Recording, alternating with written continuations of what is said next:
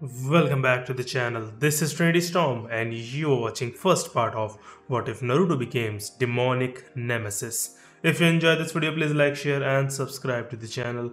Now wasting no time, let's start the story. Konohagakure no Sato, or the village hidden in the leaves, was a serene place. The first stars to appear in the night sky signaled the end of twilight and the start of night. The village was captured by the fading light, creating a serene scene until Itadakimasu was the rather heavy compliment Tuchi and Ayame of Ichiraku Ramen gave their favorite patron, Uzumaki Naruto, who goes by many special names, including Demon Brat. Naruto was never able to comprehend the significance of the titles or what he had done to earn them. Even though he hadn't started pulling practical jokes until his second year in the academy, Naruto couldn't help but think, I know I've pulled a lot of pranks over the years, but to be called a demon and to be treated the way I do? It just doesn't make sense. These thoughts crossed his mind virtually every day because the names were used that frequently, but that didn't matter tonight. For Naruto, this was a very special night. Not only was it the night before his genin exam, but he was about to pull off the most brilliant practical joke ever. He intended to exact revenge on the narrow-eyed, stick-up teams tonight. Never had anyone done what these Tamis had done in all the times he had been mistreated, beaten, thrown out of stores, and refused service. It was not excused. Ayame, who was aware of the clan's political and military power, asked with concern, Naruto. Kun, are you really going to go through with doing a prank on the Hyuga? Are you? Tuchi and Ayame looked down, recalling all they had witnessed, and Naruto answered in a solemn voice, Ayame. Nichan, you've seen how I've been treated all my life. After what those three said and did, I can ignore all of that because I have a few people like you who are kind to me, Naruto said, his fist tightening until his chopsticks broke in his hand as he recalled the humiliation he endured at the hands of those men. He had his pride back at least after being beaten, but these guys wouldn't even let him have that. The previous evening, Naruto got up from his stool and said, thanks for dinner, Tuchi. Gigi. With the encouragement of his favorite chef, anytime, Naruto, just train hard for your exam. Naruto started to leave his favorite, and maybe only, restaurant. He nearly knocked someone over as he ran into them outside the bar. With an expression that always made him shudder, Naruto looked up into those empty, pale white eyes and said, sorry about that. It was my fault. Those eyes just don't look right. At least that one girl in my class with those eyes has some color to them, but these ones are just creepy. One of the other two Hyuga roughly pushed Naruto back to the ground as he was standing up. With an air of disgust and hatred in his voice, one of the two bodyguards yelled, how dare you act in such a callous way to us, you little brat? What do you think you're doing attacking one of the noble members of the Hyuga clan? In an effort to stop yet another altercation with the villagers, Naruto exclaimed, attacking. I just bumped into him. I even apologized.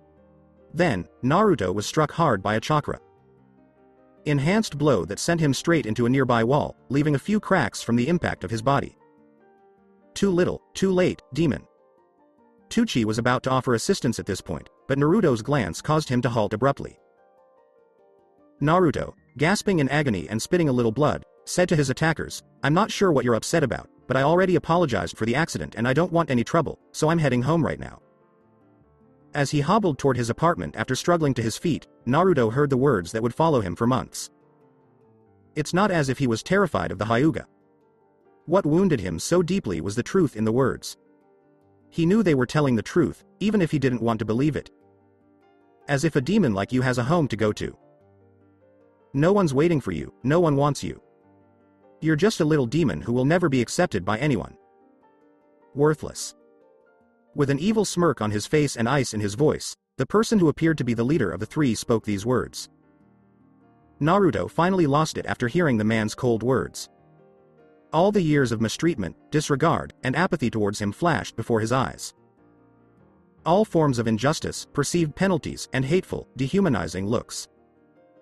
He had always detested the villagers for how they had treated him, but he had always ignored it in order to pursue his dream. He was aware that if he continued to act out, it would only make them detest him even more. But this was going too far. He could handle all the suffering, hate, and loneliness, but to have it shoved in his face, his pride would never permit it. His eyes flashed blood red, and he vanished from sight, shocking the old man and Ayame with a rage he had never known before. Then, in between the three Hyuga, he reappeared with the same abruptness. It would be an enormous understatement to say that the three men were shocked. When the demon brat suddenly materializes in front of them with those piercing red eyes burning into them, they were just taunting it and waiting for it to start crying. In one smooth move, Naruto uses their shock to kick the leader's right Hyuga's legs out from under him.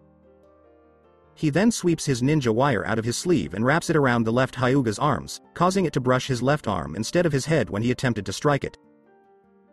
Naruto discovers too late that the blow was some sort of jutsu, and to his dismay, his entire left arm became numb and had a faint burning sensation. Naruto's fury vanished as fast as it had appeared after the strike's pain.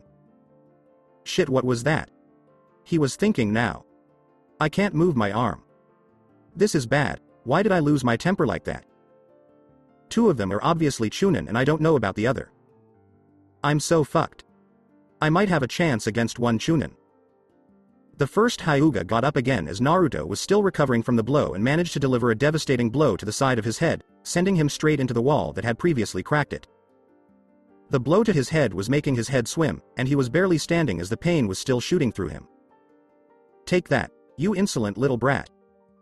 With dull blue eyes, Naruto observed that they had gathered a sizable crowd and that the Hyuga in front of him was screaming something and adopting the strangest stance he had ever seen.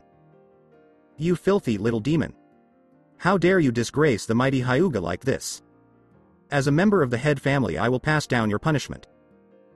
He was in so much pain that he was oblivious to everything around him, but he couldn't help but be intrigued by the jutsu. The Hyuga assumed his position, bending close to the ground, legs apart, and both arms extended in opposing directions with palms facing upward. He said, "You are within the field of my hake." Divination, as he assumed this stance. Why does this always happen to me? What have I done in my life?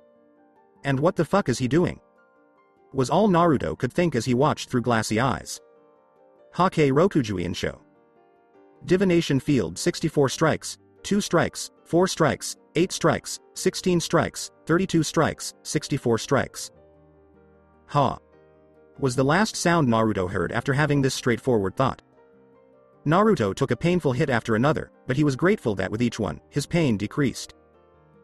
Naruto was viciously thrown into the same wall for the third and final time with the final strike. The wall, already damaged, could not withstand the final blow, and it finally gave way, collapsing directly on top of our hero, hiding him from view. After the attack was over, Ayame sobbed for Naruto's suffering on her father's shoulder. Tucci only said, "Those Tamis." To do that to a child, to convey his rage. The leader of the three Hyuga made the straightforward statement, "Trash belongs in the garbage," before the crowd had fully dispersed. As the audience watched happily, several sadistic grins appeared. The two branch members had already thrown Naruto's broken body into a nearby dumpster and were walking away behind the main family member before Tucci or Ayame could intervene. Departing to help the fallen boy from the considerate ramen cooks. Finalize the flashback. Naruto uttered somberly, "I can't let that go so easily, Ayame." Nichan. Ayame asked, "Naruto. Kun, what are you planning to do?" With great concern. With a foxy smile, Naruto said, "It is better if you don't know Ayame. Nichan. Just be sure to be open early tomorrow. I'll be needing breakfast when I'm done. And I'm sure you'll get a good laugh too." Naruto left the ramen bar carrying a black pack that was probably filled with who knows what. He had been looking serious for a while. In Konoha's past, there have been plenty of practical jokers, but none as well. Known as Uzumaki Naruto. With the exception of Iruka and the renowned Professor, the Sandaime Hokage, he has pulled more practical jokes than anyone else. Even in those cases, they have struggled to provide evidence that he was responsible for the pranks, despite their obviousness. Just this has elevated him to legendary status in the village for his cunning and stealth. He's even been known to pull practical jokes on Chunin, Junin, and anyone else who has offended him. The only people who don't seem to be up to par with Naruto's practical jokes are the Hokage and the Anbu. However, it didn't deter him from trying, did it? Naruto managed to elude the Anbu in some way even though he was being examined by them. The Anbu could always locate and follow him with relative ease, but once they had him cornered, he managed to vanish once more.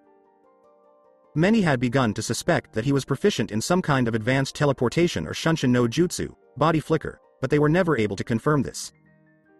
Many simply blame his flirtatious ways for it. Only Umuno Uruka has consistently been able to seize the elusive blonde after all these years of practical jokes. It's unclear if Iruka simply gives up to the scarred Chunin or if his abilities are superior to Naruto's, but no one is sure how he escapes every time. His expertise of Konoha's lanes and shortcuts was unmatched, almost legendary, and his Oroku no Jutsu, Sexy, was the source of many escapes. However, it is still unclear how he accomplishes what he does. Oh no, he wasn't pulling pranks on random people tonight. This was beyond anything an Anbu, Junin, or ninja in general could match. He planned to pull a practical joke on the well-known Hyuga clan, who wield the Byakugan, white, evil eye. The supposedly omniscient eyes. There were rumors that the white eye could see through solid objects, see in all directions, and even see through the Tentaketsu's points in the chakra's circulatory system. It was scary and apparently meant to do even more. This in and of itself required extreme caution. For precisely this reason, our hero is currently concealed behind a structure on the outskirts of the Hyuga's grounds. He is getting ready for the next mission by taking advantage of the darkness. After taking off his trademark orange jumpsuit, Naruto started to reconsider his evening plans. The garden that runs between the two residential buildings would be the best cover. I wonder why the family is split into two houses. They could have made it easier for me by being in one building. Naruto then looked more closely to try and see if there was some kind of trick to the compound. If one of the buildings was actually a trap for intruders, then he most likely would miss breakfast. Everything has to be perfect. Let's see. First I need to get past the guards and then sneak into the first of the 4 buildings in the compound. 2 of them seem to be living quarters and the other seems to be a kitchen and storage of some kind. It seems one of those buildings could hold them all, so why would they separate themselves? I don't see any traps, maybe they just like their space. But one of the sections seems to be more lavish than the other. I wonder if maybe there is a difference between the 2 groups. Naruto decided to say what he was thinking. Naruto stood there, wearing black Anbu style pants that seemed to absorb all the light around them, and said, well, it doesn't make a difference now. He was wearing black shinobi sandals with red trim that ended higher on his calves for better support, and they finished with simple black bandages wrapped tightly around his ankles. He covered his face with bandages to conceal the noticeable whisker marks on the lower half of his face, and he wore a skin tight black long sleeved t-shirt. This is much better. I wish I could dress like this all the time, but it took me nearly a month to save up for this set of clothes. With the little money I have left after my living budget, not to mention I had to use a henge transformation to get into the store to buy them, too bad I can't. I like orange and all, but it's just a little too noticeable. But if it wasn't for me having to learn stealth in bright orange, I probably wouldn't be this good. Maybe I could get a black and orange outfit, or maybe just a mask. Well, that's enough daydreaming, it's time to move. To complete his disguise, Naruto tied a long black cloth over his head and hid all of his hair before taking off. They may be able to see through solid objects, but it doesn't hurt to be safe. Naruto moved as fast and stealthily as he could, leaping the garden's outer wall and circling the inner wall of the compound while remaining hidden to look for a gap in the guard's observation. Fortunately, none of them appeared to use their highly valued Byakugan. The Hyuga's conceit was absurd. I was worried that this was going to end before it began. There was only 1 guard on duty at each complex entrance, and 3 more were on the grounds. Not even sentries at the house entrances. He had to circle the grounds twice before he saw the ideal opening. He dashed to the tree nearest to his target, using a burst of chakra. Enhanced speed. After bouncing off the tree quickly, he flew to what he thought was a hallway window. The nearest guard heard a slight unsettling rustling sound a moment ago and looked around to see what it was. He shrugged slightly and made the decision to check on everyone in the houses. As soon as he was inside, Naruto did as he was taught and swiftly blended in with the wall shadows. Then he set out to find his intended targets. Naruto engaged in a previously unknown form of paranoia as he was going from room to room. He would instantly transform into a rug or other everyday object in response to even the smallest sound, shifting shadow, unfamiliar smell, or even just an odd shiver on his skin. It was also a wise exercise because he had avoided guards on his rounds a few times thanks to his paranoia. Naruto was nearing the end of his shift, 3 hours after he began his infiltration. It turned out to be harder than he had anticipated to slip into every room within the compound. He had done it in spite of the enormous, nearly maze-like nature of the place. With his mastery of Kawarimi no Jutsu, replacement, without the use of hand seals, Naruto was now experiencing the greatest sense of pride in his own achievements as he finished the last few rooms. He was rarely acknowledged for anything but practical jokes. At least when he played practical jokes, people were shocked to learn it was him. Nothing is better than a little recognition. His stomach dropped when he smelled something familiar as soon as he entered the next room and started to acquire his target. Hinata? Was all that was on his mind. The most frequent thought that crossed his mind as he turned to face the sleeping girl, while clutching a pair of lacy violet underwear, was, I can't do this to Hinata. She's never done anything to me. She's actually been one of the nicest people in the whole village. Also, I had no idea Hinata had this kind of side to her. He put the underwear back and found a lot more racier ones in a variety of colors and patterns, raising an eyebrow. Thoughts of a blushing, stuttering Hinata complimenting him in a soft, almost whispery voice raced through his head. Next came her habit of poking her fingers together and all the times he saw her follow him with that same blush. With a slight blush, he decides, no, he couldn't pull a practical joke on her. He couldn't help but wonder, I wonder why she follows me sometimes. She also hides whenever I turn her way or try to approach her. She obviously isn't following me around to talk. Maybe there's another reason? He quietly left the room after taking one last glance at the girl who was sleeping soundly. Now to finish the job and get out of here. Good night, Hinata. I hope you like the show in the morning. It was chaos reigned supreme in Konohagakure no Sato the next morning. The entire wardrobe of the Hyuga clan, from their distinctive cream colored jackets to their unmentionables, was strewn throughout the village, hanging from trees, the ground, and pretty much anywhere you could think to look. The blonde hero was enjoying a well-earned breakfast at his preferred restaurant, ramen, while the rest of the Hyuga clan went out to salvage what little pride remained. Naruto was dressed exactly as he had been the previous night, despite having gone a whole night without sleep. The only differences were that his trademark orange jacket was hanging open to reveal his tight black shirt, and there was no longer any cloth wrapped around his face or covering his hair. In addition, he was listening to the compliments of his preferred chefs while wearing his goggles around his neck. Tucci exclaimed, I can't believe you actually did it, you little brat. With a boisterous grin. Everyone is going to be talking about this one for years. Naruto-kun, Ayame exclaimed. After joking around, Naruto said, ha. Ha. Ha, I hope so. What else would you expect from the next Hokage? In a more somber tone. This was really meant to drop them down a few pegs though. Really, how does a prank do that? I understand having their clothes and, well, you know what's thrown all over the village being embarrassing, but how would it drop the view of their skills or reputation? The Hyuga are one of Konoha's 4 noble clans after all? Asked Tucci as he served Naruto another bowl of noodles. Well, it really means nothing to normal villagers but as a funny prank. On the other hand, to trained shinobi it's a matter of village security. Not only was the compound of the most powerful clan infiltrated, but every room was entered and raided without notice, was Naruto's reply as he held up his noodles. Ayame smiled and asked, okay, Naruto-kun, but what does that prove other than that you're sneaky? As she attended to a different client. Well, let me answer your question with another one. If I could sneak into their compound to steal their clothes by entering every room one by one without being noticed, what's to stop me from sneaking in there and slitting their throats while they slept? When this statement was made, the restaurant was quiet in disbelief. The legendary prankster was explaining his masterpiece to the few people who had entered the building this early.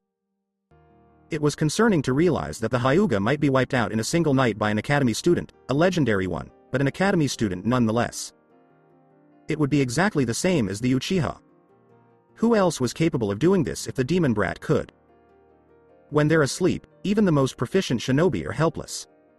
A loud cry of, I found him. He's over here. Erupted from directly outside the store before anyone could say anything more. Naruto looked out and saw 3 Chunin, 2 Hyuga, and 1 extremely irate looking Hyuga Hiyashi. Ha. Ha, hi guys, let's go guys. And that started the chase. Throughout the village people could hear the screams of, get back here brat. You won't escape this time. You've gone too far this time, Naruto. And of course his favorite. Get the demon.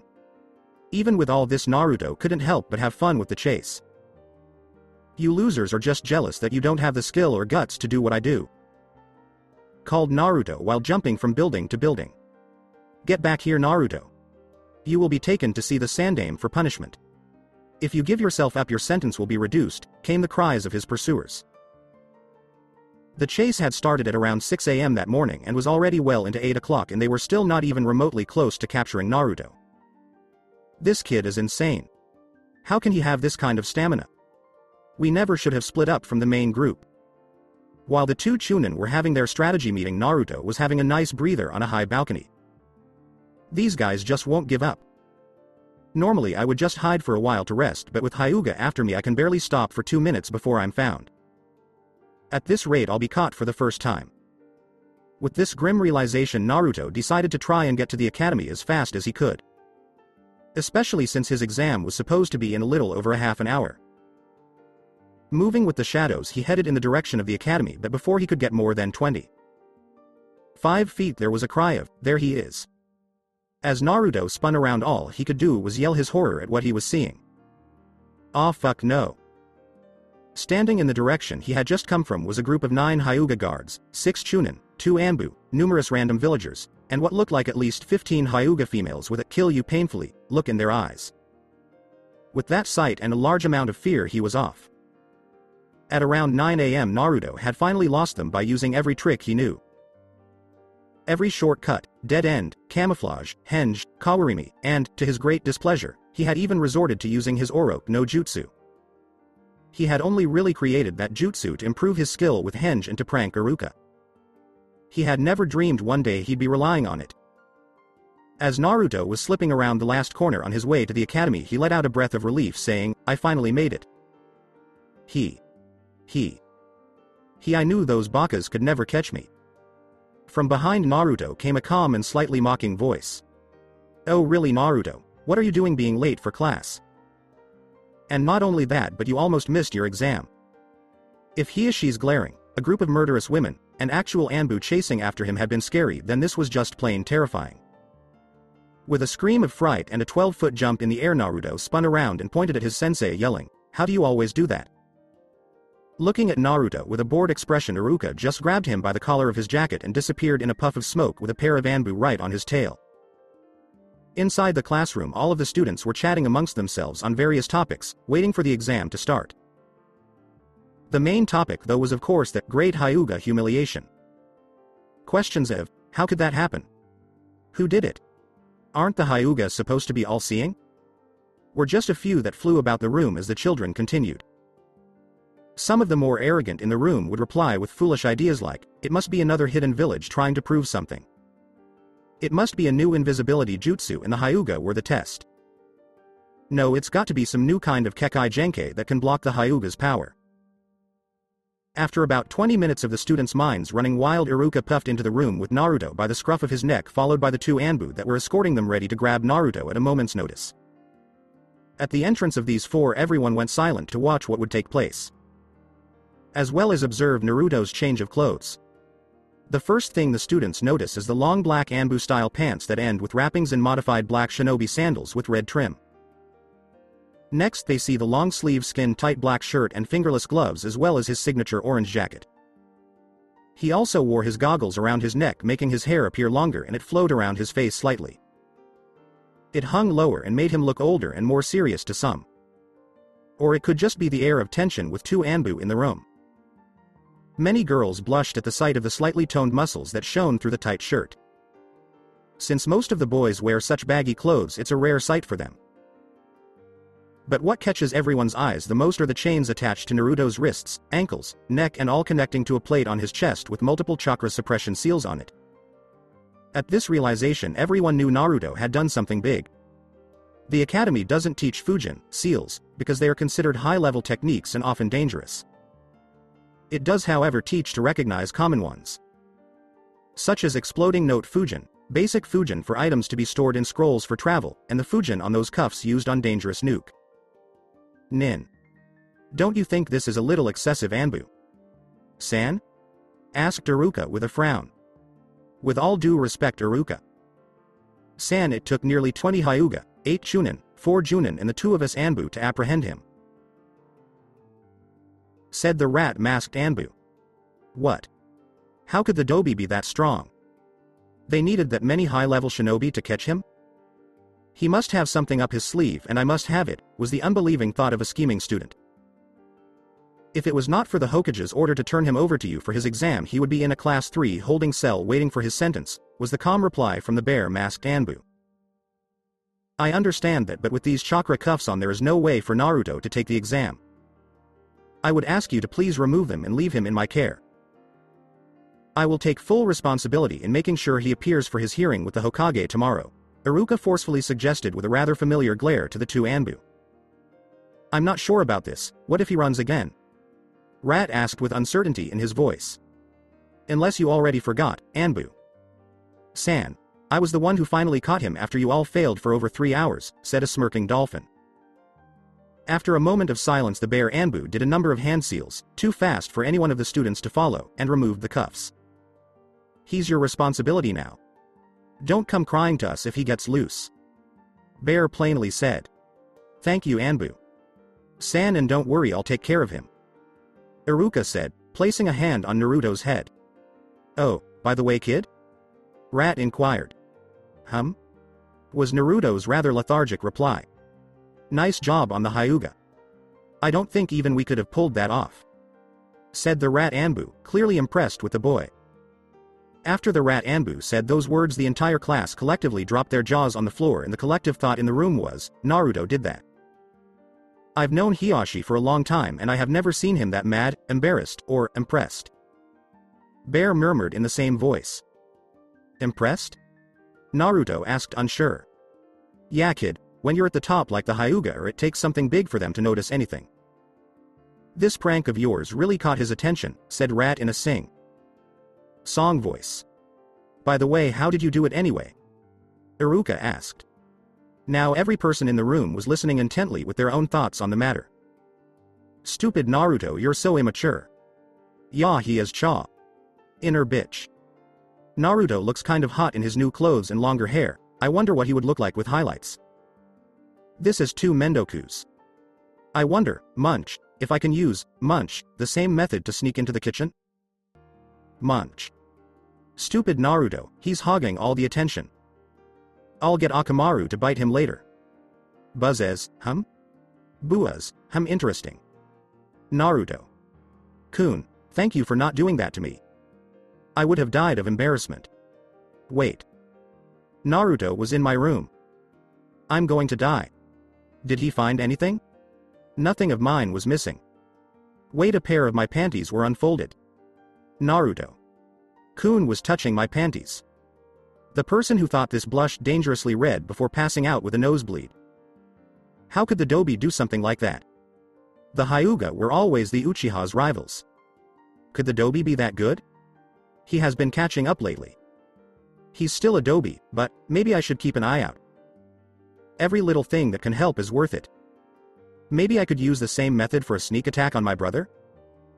Or maybe I finally have a decent sparring partner? I don't want to sound arrogant like some Thames, he said, sending a glare at a certain black-eyed boy, but to tell you the truth, it really wasn't that hard. When I first decided to do it I was worried, but after a few hours of watching the security it really wasn't anything special. Naruto caught the entire room's attention when he said this. They all were just too shocked to do anything but listen. Sandame's office.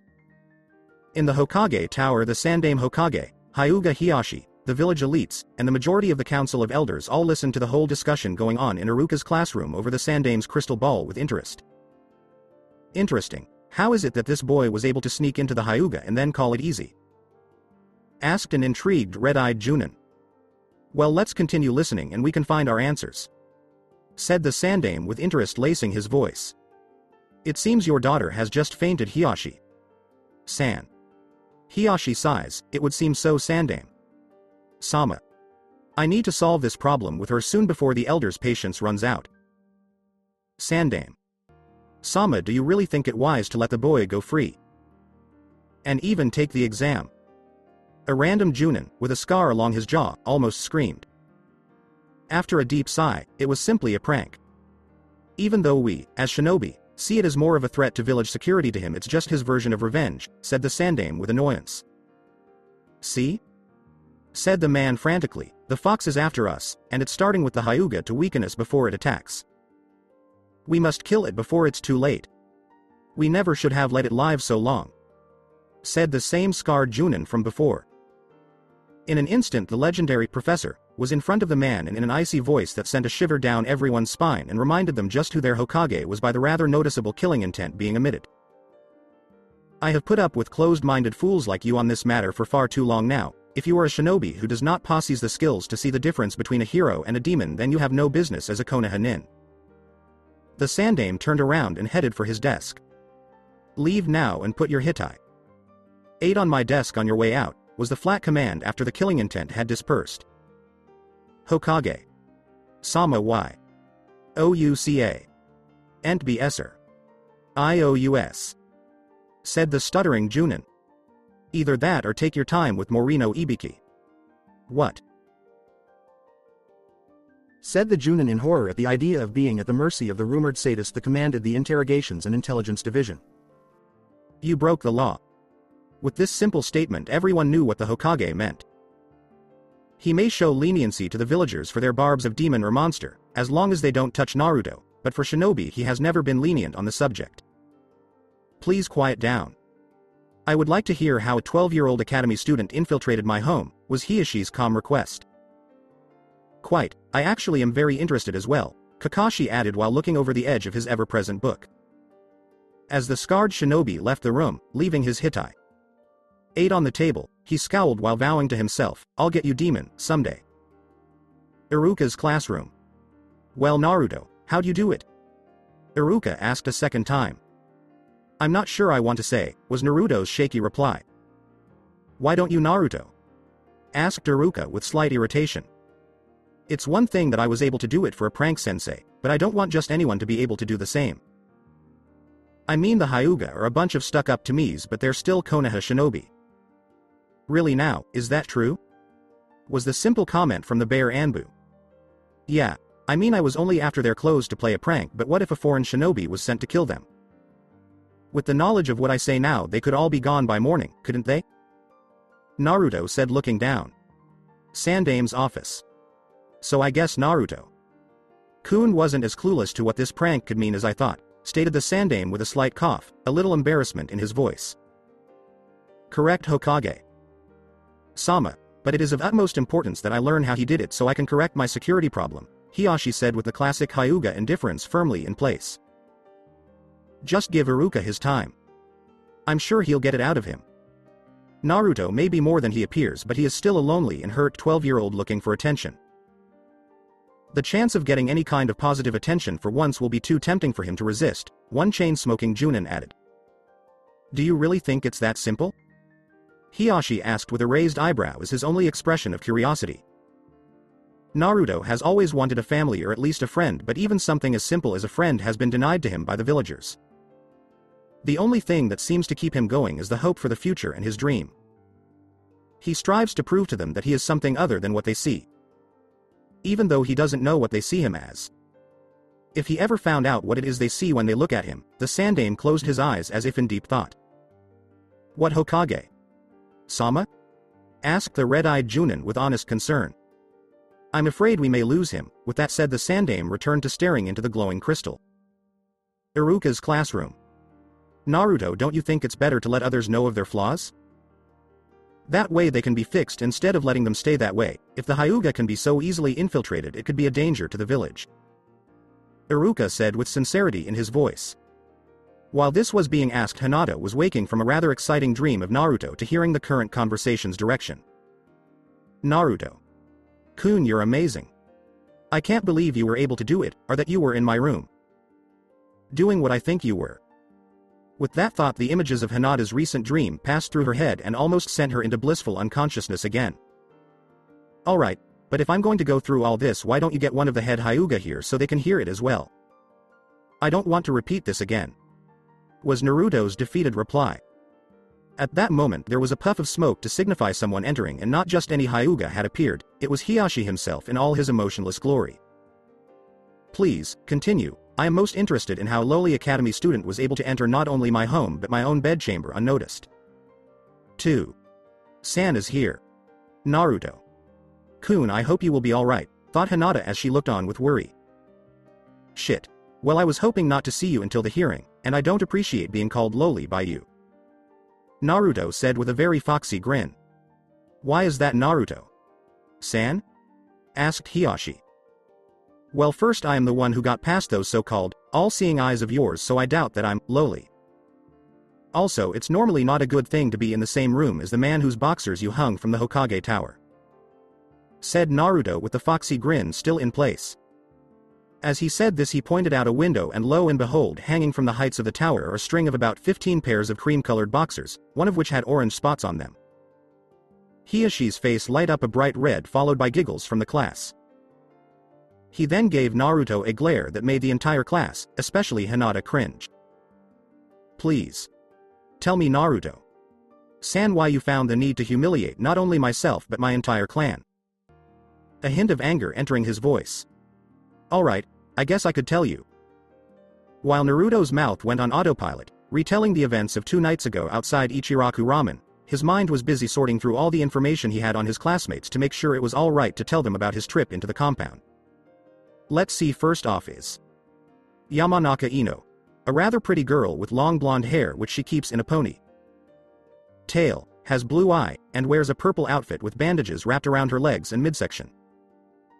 She has good shinobi skills, but just like almost every girl has an Uchiha Sasuke obsession. Also, she's the heir to the Yamanaka clan, which uses mostly mind-altering nin and genjutsus. She's no threat, she may be a gossiper, but she has to keep the details of her family jutsu secret, so she clearly knows how to keep important secrets. Haruno Sakura, she has shoulder length pale pink hair that she keeps tied back with a red ribbon, jade. Green eyes and a red Chinese dress with a white circle on the back. She's probably the weakest kunoichi in the whole village, but is decently skilled on the basics, and very book smart, but that's about it. She also screams like a banshee, and she's hopelessly infatuated with Sasuke. When I first met her I found her rather cute, but that died quickly after the first time I asked her to hang out or train. She screamed right in my face that I was a loser and couldn't compete with Sasuke. That ended that attraction rather quickly. Overall, she should be smart enough not to tell anyone, so she's no threat here. Hyuga Hinata, a shy girl with short indigo hair, lavender colored eyes and soft features. She wears a baggy coat emblazoned with the burning flame, the crest of the Hyuga, the most prestigious clan in the village and probably the country. She also wears black trousers and normal shinobi sandals. She's very shy around people and often blushes when I lock eyes with her. Otherwise, she's one of the better students in the class. Great intelligence, excellent combat and survival skills, never gloats about her achievements, and is very humble. One of the more likable girls for her lack of a Sasuke obsession and the fact she always acts so nice to me. Of course she's nice to everyone, so I shouldn't take it special, but so few are nice to me it's hard not to. Well, she is a Hyuga, so she clearly won't be telling people how to sneak into her home. Then again, those panties, I could be all wrong about her. Nah. Nara Shikamaru, a guy who complains about anything and says everything is mendoku's troublesome. He has long black hair that he keeps up in a pineapple reminiscent manner.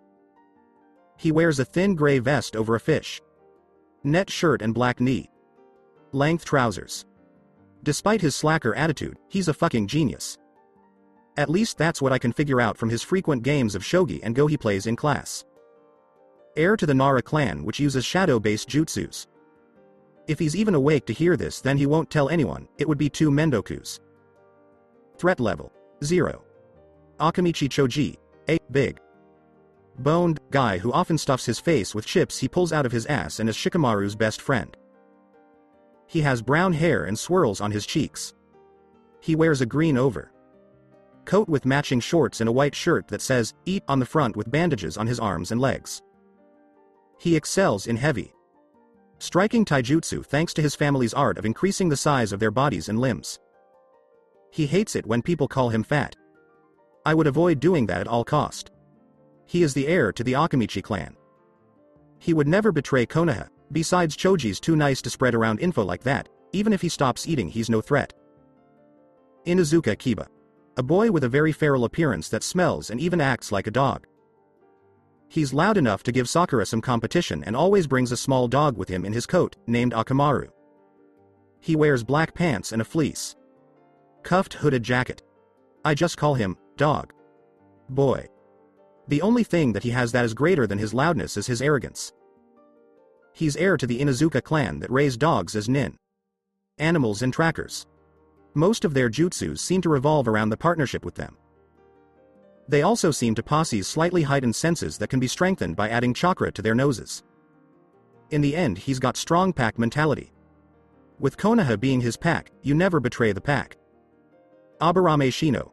A silent guy that speaks only when necessary and is very intelligent. He wears dark round sunglasses, a high-collar gray coat that covers the lower half of his face and brown pants. His hair is spiky and unruly in appearance. As far as I know, his family's very mysterious and he's ruthless when fighting. He likes to talk to bugs it seems. All I know about his jutsu and clan is that it's rumored that they use bugs as weapons. He would have to talk to someone other than his bugs for him to tell people, then again, they say it's always the quiet ones, just look at Hinata. And finally Uchiha Sasuke, best in class, village heartthrob and born from one of the greatest clans in the village. His clan was all wiped out about 5 years ago and now he's declared himself an avenger of a noble cause to find and kill the murderer of his clan. He has a handsome face, black spiky hair, and onyx eyes. He wears a blue turtle neck shirt, white shorts with bandaged legs, with white slips over his forearms. He and I have always been silent rivals. He's always been ahead of me in classroom abilities but I never cared about that anyway. He won't tell anyone, he keeps everything to himself, in hopes that he can use it, typical Uchiha. Naruto took a breath before resigning himself. May as well just get this over with, was how Naruto finished his thoughts before catching up with his mouth. After that strange jutsu was over I was unconscious for about 20 to 5 minutes. Once I woke up Tucci, Gigi and Ayame. Nichan told me that the other two had thrown me in the dumpster next to the stand before leaving. It took me about another 15 minutes before I could feel my chakra normally.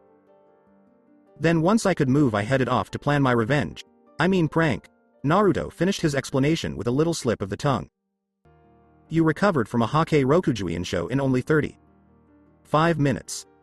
Was the shocked statement from Iruka.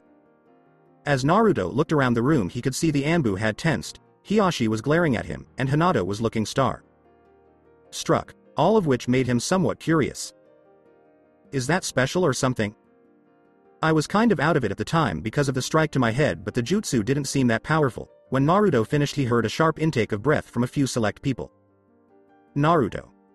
San that jutsu is one of the 5 strongest jutsu the Hyuga clan possesses. While we do possess much stronger ones it normally takes a person at least a week to recover from a direct hit like you received. For you to do it in less than an hour, with no medical attention is impressive. Though he was truly thinking it was impossible, even though he was looking at the proof right in front of him, you do realize if you had come to me with this I would have dealt with them myself. You didn't have to punish my whole clan for the crimes of 3. Hiashi said a little reluctantly. What? Asked Naruto, honestly confused about what Hiashi meant. It is against clan law to use any of our high-level jutsu in such a way. They are only to be used in serious situations and a street brawl is defiantly not a serious situation. After your punishment I would like you to point them out, said Hiashi while glaring. Not only had the offending Hyuga broken clan laws, but they committed assault, possibly treason, and may have broken the Third's law as well. Their fate would be up to the Hokage if they broke that law. Naruto looked serious for a second. Okay, how about we leave it at that and I finish my explanation. It's already 10:15 and I still need to take the exam, said Naruto while sweat dropping. That's right. I'm sorry Hiashi. Sama, but I will have to ask you to leave, pleaded Iruka. My apologies Iruka. San, but until I hear the explanation I will not be leaving, stated Hiashi, believing Iruka did not understand the seriousness of the situation. You will be attending the hearing to decide Naruto's punishment, won't you? Of course, how could I not? Well, he will have to explain it again in front of the council anyway so you can hear it tomorrow with the rest. I'm sorry, but I really need to start the exam right now, Iruka said forcefully. After glaring at one another for a moment, Hiyashi finally decided to back down for the time being. Very well, Iruka. San. I will see you in the council meeting tomorrow, Naruto. San. With that, Hiyashi puffs out of the room. After some murmuring from the students, Iruka began the long process of regaining control of his students. The office of Sandame. Hyuga. San, you vanished quite quickly, Kakashi remarked in a tone of boredom. Well, if the boy was going to need a Hyuga present to tell his story to, why not the head of the clan? Hiyashi raised an eyebrow at that. I guess so, but I think it was wise for Naruto to wait to tell everyone. This is not something that should be taught in an academy class, in my opinion. I will categorize this as a top-secret village security matter as soon as the hearing is held and he has given his statement, the Sandame stated earnestly. Hiyashi said, if that is what you think is best, Hokage. Sama, in a laid-back manner. Today, all of you are dismissed. You are known to the people who must be present at the hearing. I'll be there by 10 in the morning. Kakashi. I'll outlaw Jiraiya's smut if you're late. Following that, everyone left Sandame's office, leaving the elderly leader alone with his thoughts once more. You're just one surprise after another, Naruto. Kun, he said to himself. What headache are you going to give me next? I hope it's one that doesn't need as much documentation. Damn paperwork. Exclaimed the Sandame, making sure he was alone before he took out his own copy of Icha. Icha Paradise. The classroom of Iruka. Alright, Naruto, have a seat so that we can get started. Let me now go over the Genin exam. Please wait until the end of the explanation before asking any more questions as we're almost out of time. Iruka said this, and Mizuki entered the room carrying a stopwatch and a few sacks. Iruka, what's happening? The written exam hasn't even begun yet? Mizuki shot back, they ought to be prepared for the practical exams by now. Iruka looked at Naruto and said, well, we became a little held up so we're behind by about 30 minutes. Mizuki was to follow. He gave Naruto a grumpy glare from Mizuki and then remarked, I guess that's okay. While you explain it to them, I'll administer the test. Mizuki remarked as she set down the bags. Thank you. This test consists of 5 sections that will assess your knowledge from the academy and verify that you are capable of handling real world situations. Here, you learned more than just shinobi techniques, you learned the fundamentals of life. Make Iruka Sensei right. As he distributed the tests, Mizuki said, even though you won't fail because of low scores in some exam areas, if you can't perform at least the basics well enough, you will definitely fail. This is how the test will be administered, correct Mizuki? The written exam covering subjects like math, geography, history, and tactics will come first. The test of the kunai and shuriken weapons will come next. The obstacle course to test your stealth and trap detection skills will come next. The taijutsu test will come next. Lastly, a test based on the jutsu taught in the academy will be administered. Before each section starts, more details will be provided. Does anyone have any questions? When nobody puts up their hand, Iruka keeps going. Alright, this test will last for 45 minutes from now on. If you cheat, you will unavoidably fail. Subsequently beyond the academy. Gosh, that was difficult. I had no idea I was so terrible at things like history. I could barely answer any of the test's questions, aside from geography. Naruto looked down and said to himself. It's okay Naruto, the written portion isn't really a requirement as long as you don't completely flunk, it's alright. Iruka attempted to comfort him. Thank you, Sensei, but I believe I should have focused more. I believed myself to be superior to that. At that point, Mizuki yelled, hey everyone. The weapons test will come next. I will give you all 8 kunai and shuriken. For each weapon, you must hit 4 vital points at minimum. Failing to do so will result in a failure. 2 at a time will proceed. First, things are afoot. Students threw their weapons as the test continued, with no real order to the names called, and no one scoring higher than a 12 out of 16. Last 2, Uchiha Sasuke and Uzumaki Naruto, yelled Mizuki. Everyone knew what was going to happen as the 2 boys approached the posts with their weapons at the ready and their eyes locked. Despite being a baka, Naruto is the only person who can throw weapons as well as Sasuke. there was an opposition between the two. Sasuke smirked and said, "Well, Dobi, ready to lose again? If you're ready to give up your gay lifestyle and use those fangirls of yours." A group of fangirls can be heard in the background calling for Naruto to be killed for the insult, and Sasuke blushes slightly and glares harshly at him. Sasuke should heed their advice. Sasuke sputtered, "What would you know, Dobi?" "A little."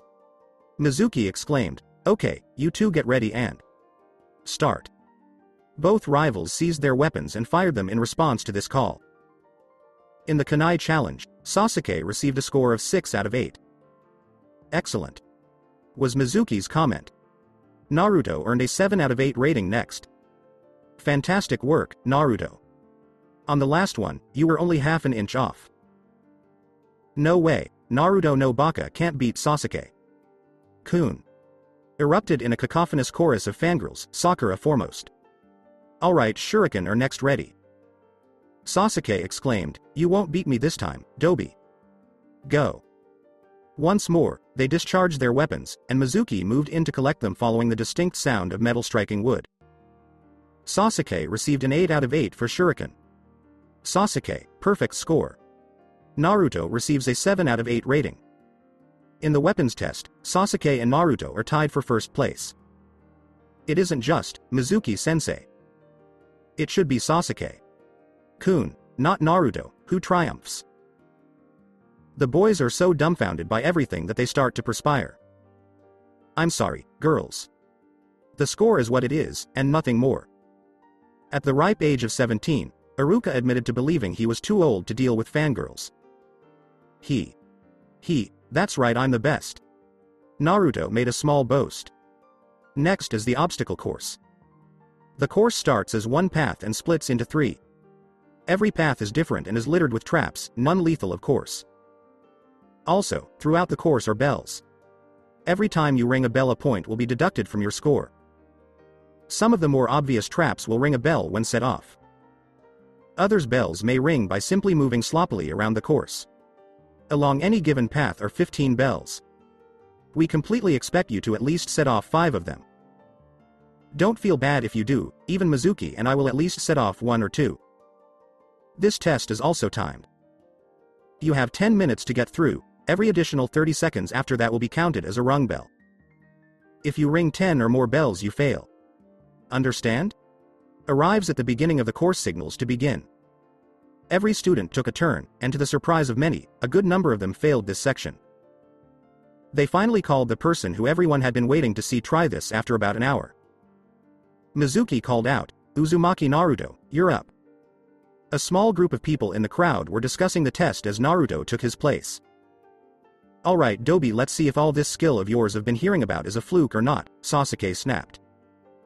Hinata blushed and said, "Naruto Kun, do your best. Show me what you've got, demon. Let's see if you will work for my plans or not." Iruka let out a loud cry, "Begin." Naruto shot into the forest and vanished from sight. After a little while, Mizuki frowned slightly and said, "It's been 5 minutes and still no rung bells. Could he have gotten himself caught in a trap? I'm not sure, but it takes even Chunin like me and you 8 minutes to get through that course," Iruka replied. "It looks like the Dobi got lost in there," smirking haughtily, Sasuke said. "I knew he wasn't that good." "Yeah, Sasuke Kun is right. Naruto no baka got caught by the simplest trap in there." Sakura's response was, "Cha. That pathetic Naruto is stuck and is going to have Sasuke Kun go rescue his spiky ass. Inner the bitch." Sasuke growled in frustration as they all turned back to observing the exit. In less than 2 minutes, Naruto silently soared out of the opening, landing with 3 minutes remaining. "Naruto, you did the entire course in only 7 minutes without ringing a single bell," Iruka yelled. After saying, "Of course, Iruka-sensei, this was only slightly harder than the Hyugas," Naruto started to move in the direction of the taijutsu field and threw 15 small bells at Iruka's feet. Mizuki smiled and said, "I guess it wasn't just luck at the Hyuga compound after all." Not only that, but if Naruto was able to go the whole course in 7 minutes without ringing a single bell and even collecting them, his stealth must be Junin level, or even better, Iruka exclaimed in disbelief. Everyone could hear Sasuke growl as he made his way to the taijutsu field after this was said. So the Dobi has stealth. That won't make him strong. It just makes him sneaky. That's it, he's no match for the last Uchiha.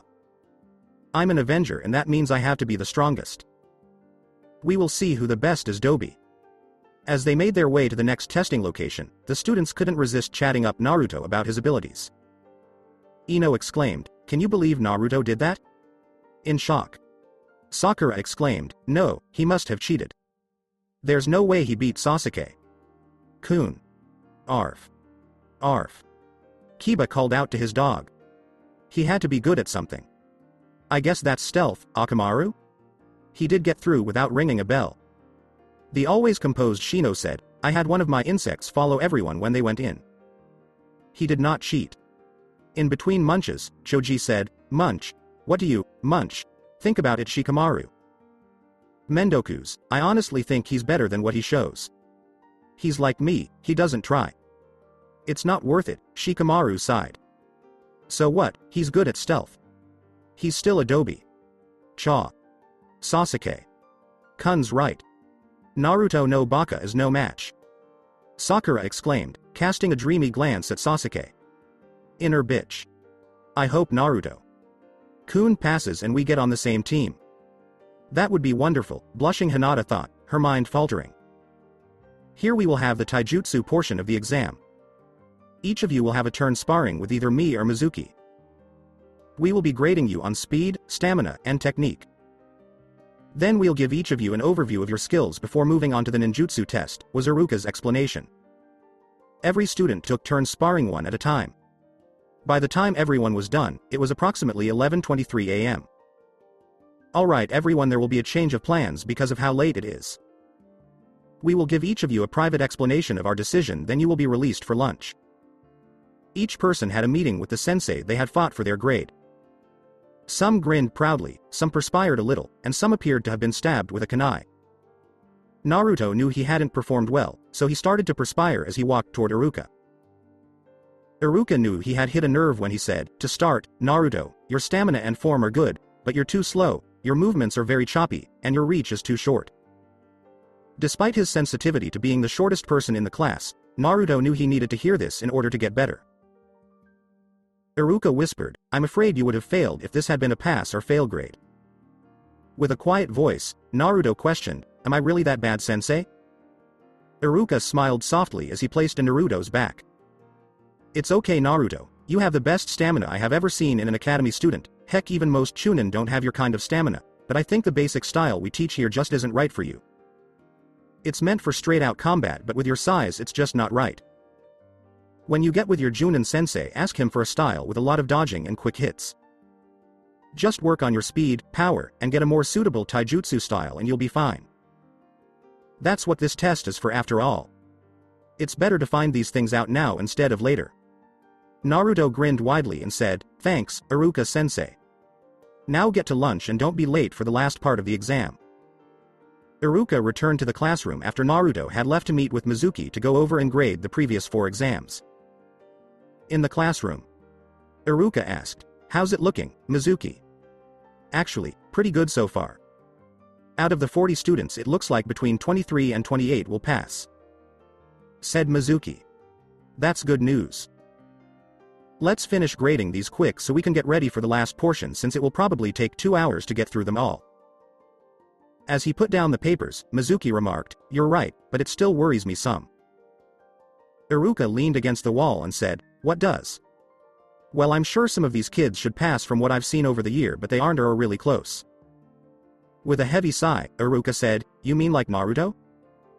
Yes, it seems he is either excellent at something or he downright sucks at it. I know he should pass, but he's right on the fence. It all comes down to the ninjutsu portion. All we can do is to wait and see how he does. In the end it comes down to Naruto. Naruto was sitting beneath a tree outside the academy, savoring a few rice balls. I wonder how I'm doing.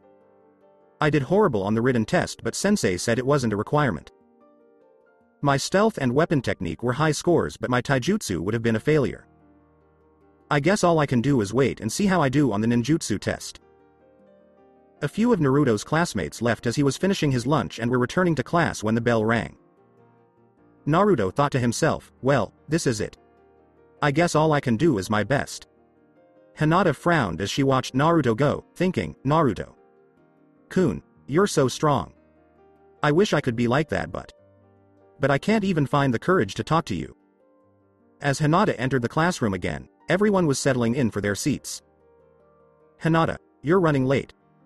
Iruka said, raising his head from his desk. Sorry Iruka. Say. It's alright Hinata.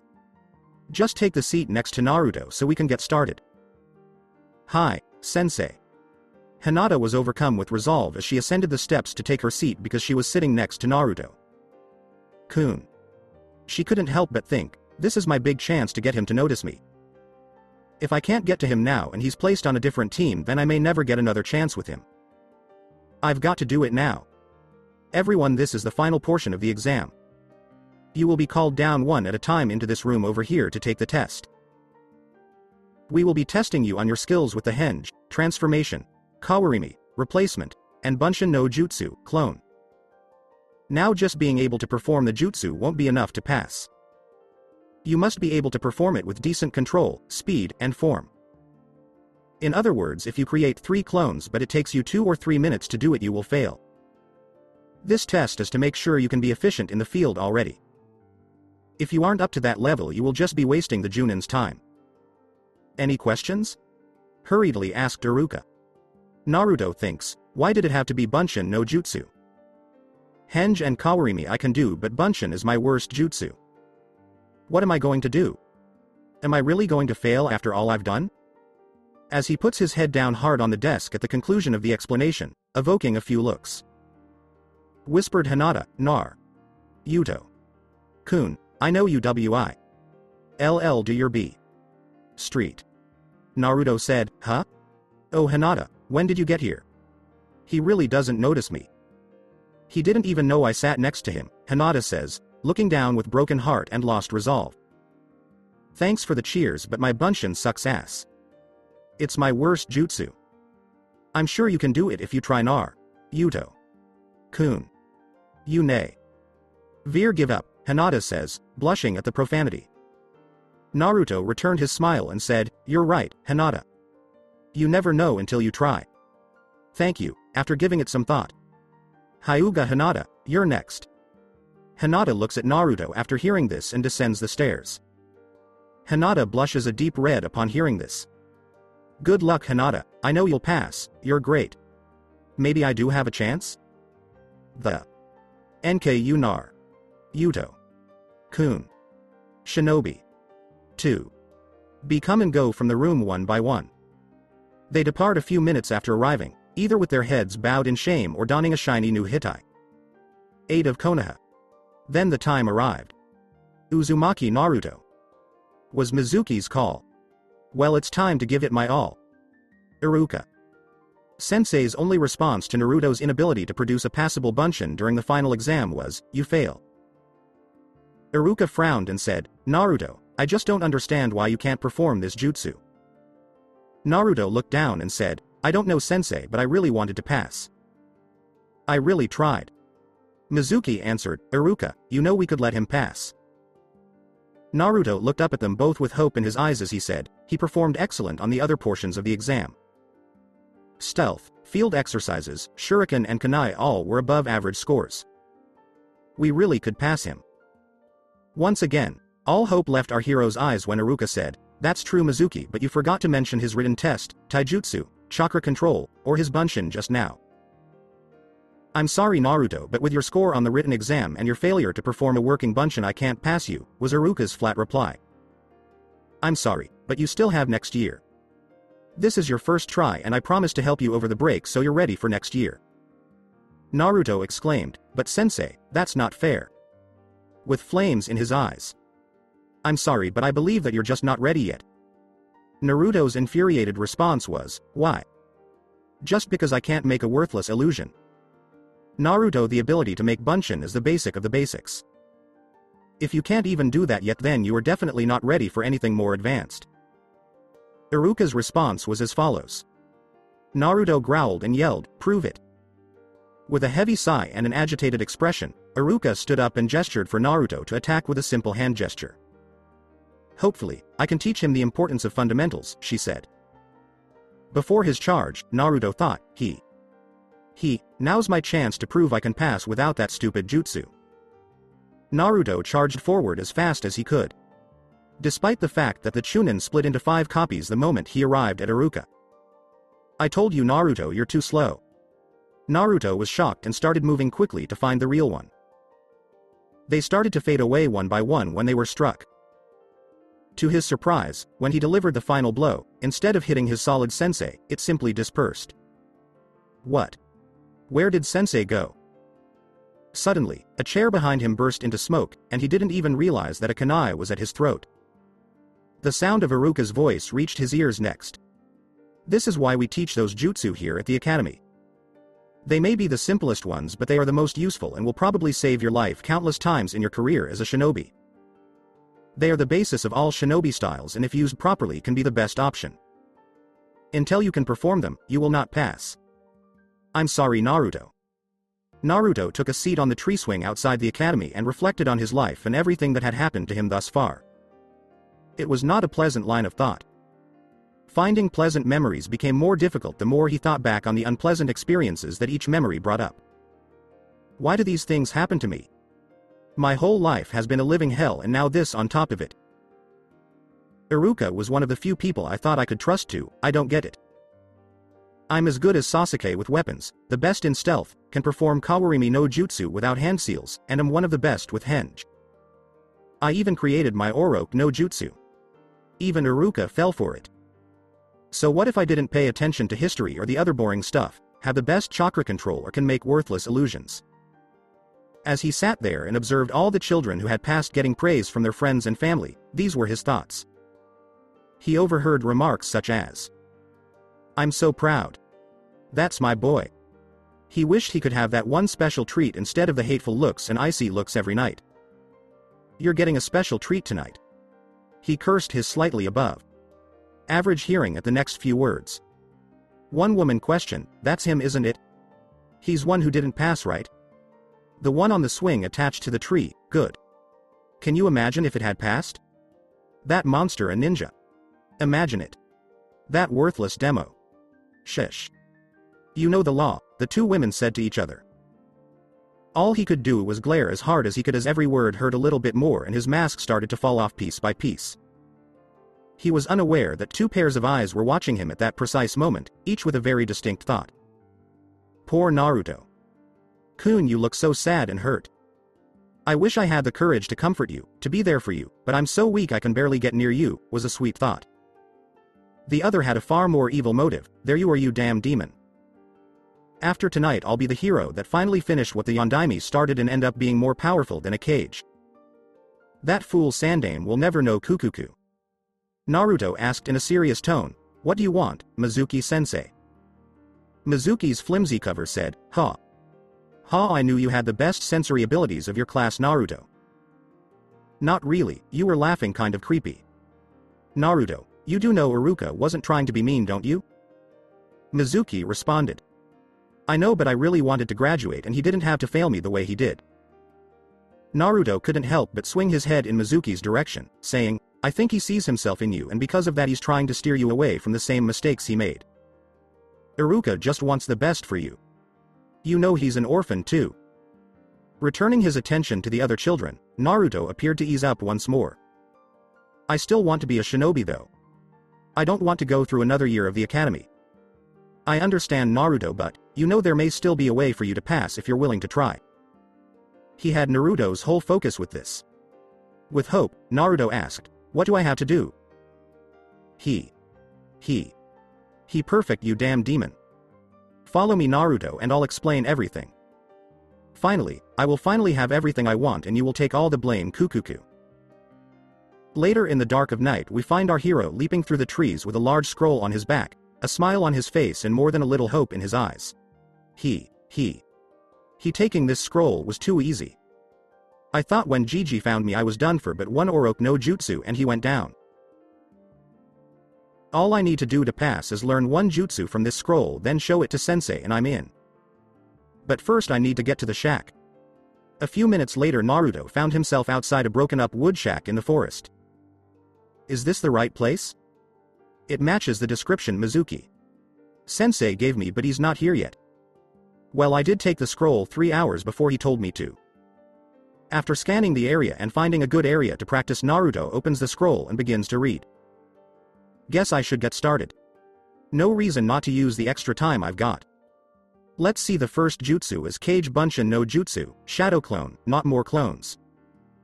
Well, maybe this is a different jutsu than what they teach in the academy. As Naruto reads the description of the jutsu, he gets a sick feeling in his stomach, so he begins to skim the contents of the scroll quickly. That just made the feeling 10 times worse. Fuck. This can't be right. There's no way San would use a scroll like this for a genin test. The jutsu in here are crazy. Did I grab the wrong scroll? It's too late now. Anyway, maybe if I learn one of these they will still let me pass. When Naruto begins to practice Kage Bunshin, he suddenly has an idea. I probably will never get to see this scroll again after this because of how powerful the jutsu are, or at least not until I become Hokage, I know. I'll copy down the ones that seem doable and non-lethal for me, and practice them later. He then pulls a scroll out of his supply pouch and begins copying his chosen jutsu, or at least the ones that won't kill him. 2 hours after Naruto took the scroll.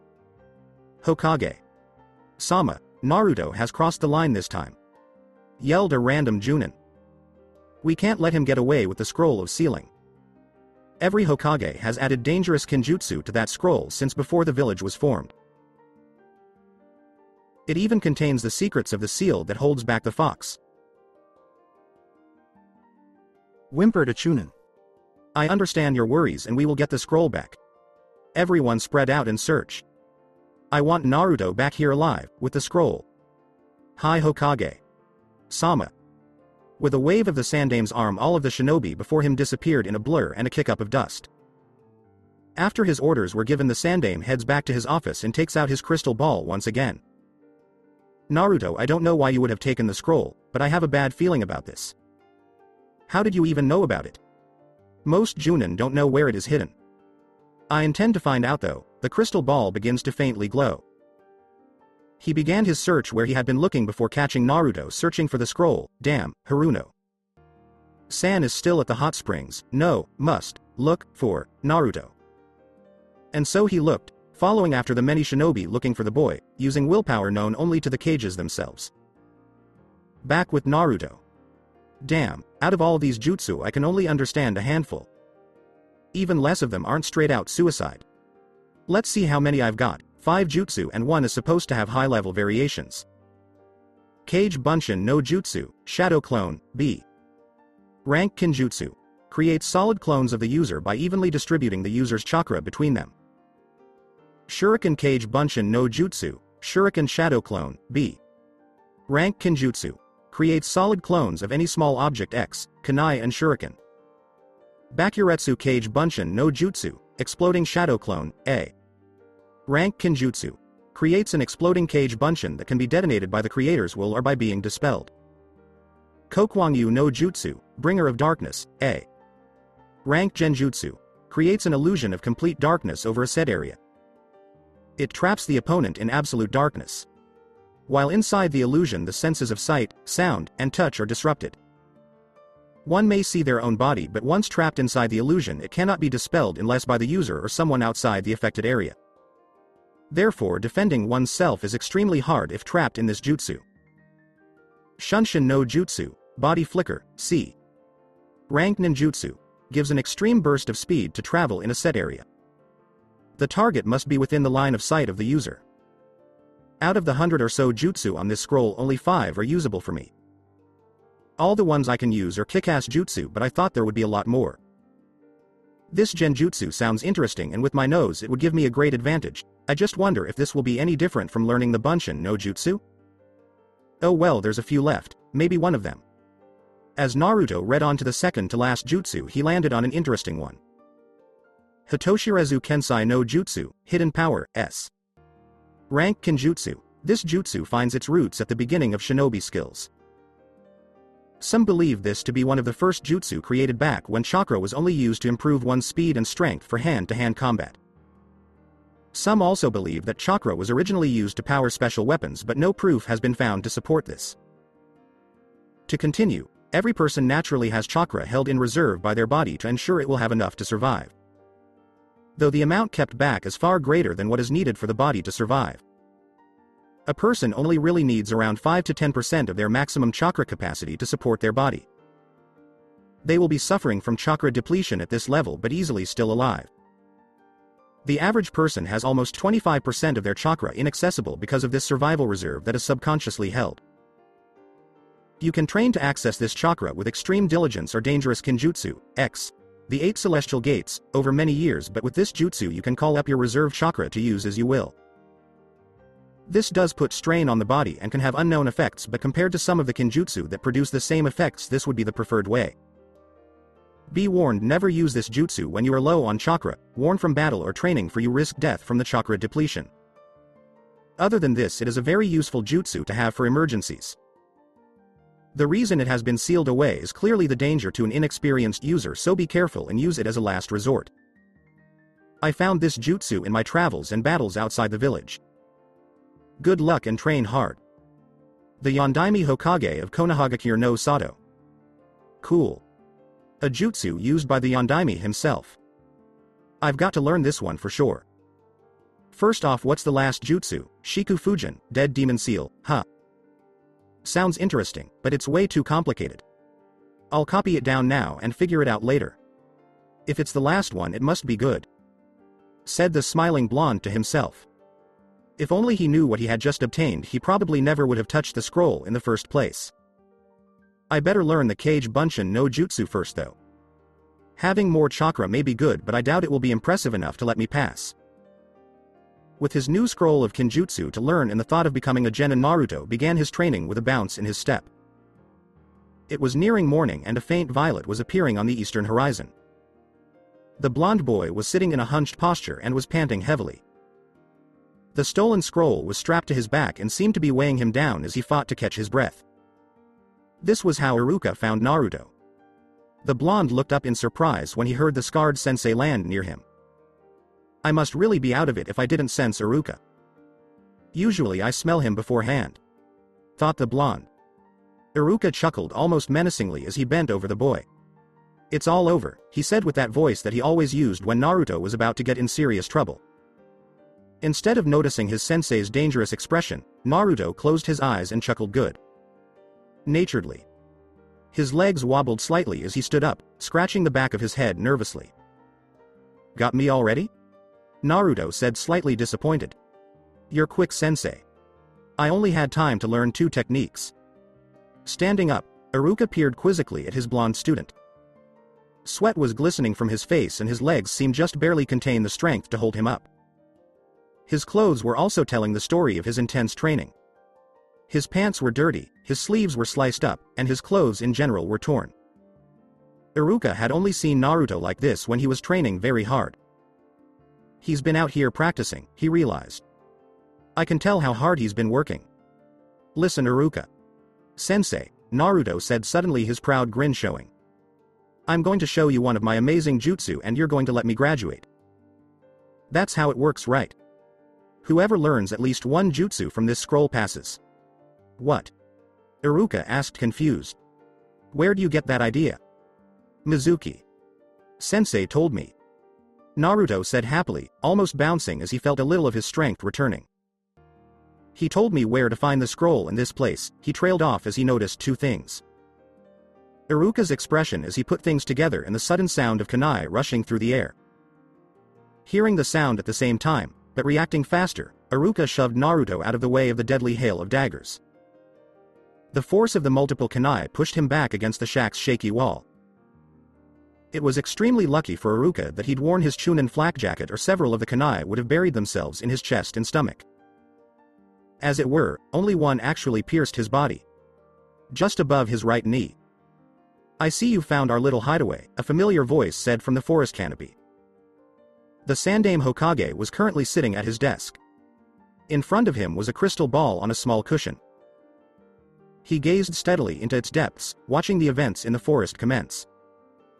It had shocked him slightly to learn that Mizuki was the one really behind the theft of the Forbidden Scroll. He'd been monitoring all the Chunin, Junin, and Anbu that were scouring the village in a desperate attempt to find the scroll. He'd been lucky that he had paid particularly close attention to Iruka. After all, the man seemed to have a knack for finding Naruto when he had done something wrong. Other than himself, Iruka was the only one to ever find the blonde. He sighed in resignation as he listened to Mizuki's proclamation of Naruto being the Kyuubi no Kitsune. That baka didn't even know the difference between the blonde boy and the monster fox. But, apparently it hit Naruto harder than he thought it would. He expected Naruto to be mad, even furious at the village, but instead he nearly exploded with chakra from the rage he was feeling. I had no idea Naruto already had this much chakra. No wonder he can't make a bunshin. With that amount he would need close to Junin or Med. Nin control to do something at that low of a level. He's simply too powerful for low-level techniques. Maybe it's time he received what his mother left for him. As Naruto raged out of control after learning of the sealing, the chakra he released was almost palatable with his sadness, rage, confusion, and regret. He had always thought that somehow he deserved his treatment. That he had done something, or maybe his parents were traitors, but to find out he was hated because something was forced onto him to protect the village. It wasn't fair, he was sacrificed for everyone and he was being punished for it. No, I can't lose my cool. That's a shinobi's worst enemy. You must never lose yourself to your emotions. I have to get my chakra under control, but it's so wild. It's like it's not even mine. I've got to bring it together. If I lose any more chakra, I'll be in trouble. To Naruto it seemed as if everything went silent as he tried to gain control of his emotions, but to Mizuki and Iruka it seemed as if Naruto was surrounded by a spinning mist of chakra that made him seem a blur of blue with small wisps of red. As the chakra finally started slowing down, Naruto became visible again and seemed to be glaring right through Mizuki. At first Mizuki was thrown off by the show of power and the glare, but after a moment he said, "Ah, I see the demon is back. You know, everyone hates you, everyone in the village does, especially Iruka." This brought fear to Naruto's eyes and Mizuki knew he had what he needed. You are the one who killed his parents after all. He failed you for his own little revenge and you know it. After a glance at Iruka, Naruto ran straight into the forest, too afraid to hear what Iruka would say. "Naruto, wait. It's not true," Iruka desperately called. "I'll deal with the demon first, then I'll be back for you, Iruka," said Mizuki with a sneer as he jumped into the trees. As the Sandaime watched the whole event through his crystal ball, he came to realize if Naruto had been trained better this wouldn't have happened, that if he had told him his secret himself this wouldn't have happened.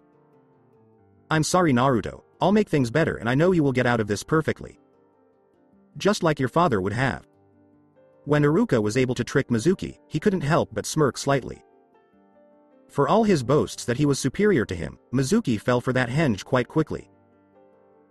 Then, as Iruka had saved Naruto from a hail of kunai by using his body as a shield, the blonde suddenly saved Iruka from being torn apart by the traitor's giant shuriken by catching it by the large hole in the middle. As Naruto stood there over Iruka protectively, he realized he could barely feel his legs. When he dropped to one knee, Mizuki began to chuckle sinisterly. "Kukuku Naruto, you're too exhausted from your training and the chase through the forest to be a threat to me. From what I heard, you haven't even slept in the last 24 hours because of your prank." "That may be true, I'm exhausted, but a true ninja always has a trump card." As Naruto went through about 10 hand seals, he stopped on one that neither Mizuki nor Iruka could recognize, but the Sandaime did. No. How could he have gotten that far in the scroll? That jutsu could kill him. After this cry of worry, many shinobi stormed into the Hokage's office only to catch a glimpse of his robes as he flew out the window. "I've got to get there in time. If I let him die, not only will I have failed him but you as well." Hitoshirezu Kensai no Jutsu. With this shout, an enormous amount of chakra surrounds Naruto, followed by a shout of Kage Bunshin no Jutsu. With that shout, the entire clearing was filled with exact duplicates of the blonde, all calling for Mizuki to attack. Just then the Sandaime arrived in a tree just outside the clearing. When he noticed that the jutsu didn't have any negative effects on the boy, he decided to watch and see how everything played out. What really caught the Sandaime's attention was the blonde forming a familiar cross seal that was the signature of the Kage Bunshin. The old man couldn't help but chuckle as the Kyuubi vessel filled the surrounding area with hundreds of shadow clones and the sound of Mizuki's panicked disbelief. He promptly stopped watching and turned away when all the Naruto charged. The outcome was obvious. But he had another matter to attend to. Informing the searching nins of the scroll's safety. His small smile didn't fade as a stray thought crossed his mind. Minato's legacy has certainly been living up to his expectations. Being the #1 most surprising shinobi of his generation, but just to be sure everything would be alright, the Sandaime decided to stay until Naruto and Iruka began heading back to the village. He was glad he did because he lived to see moments like this in his people's lives. Being Hokage means doing your best to allow these happy times, so being able to see them is a perk. Naruto could see the morning's light through his closed eyelids. Even though the light was filtered by his eyelids, it was still irritating. Iruka. Sensei, how much longer? I want to see. Okay, the young man said quietly. You can open your eyes now. The sight that greeted him was Iruka's smiling face. He held Naruto's goggles in one hand. But what caught the blonde's attention was that his forehead was clearly visible, devoid of his headband.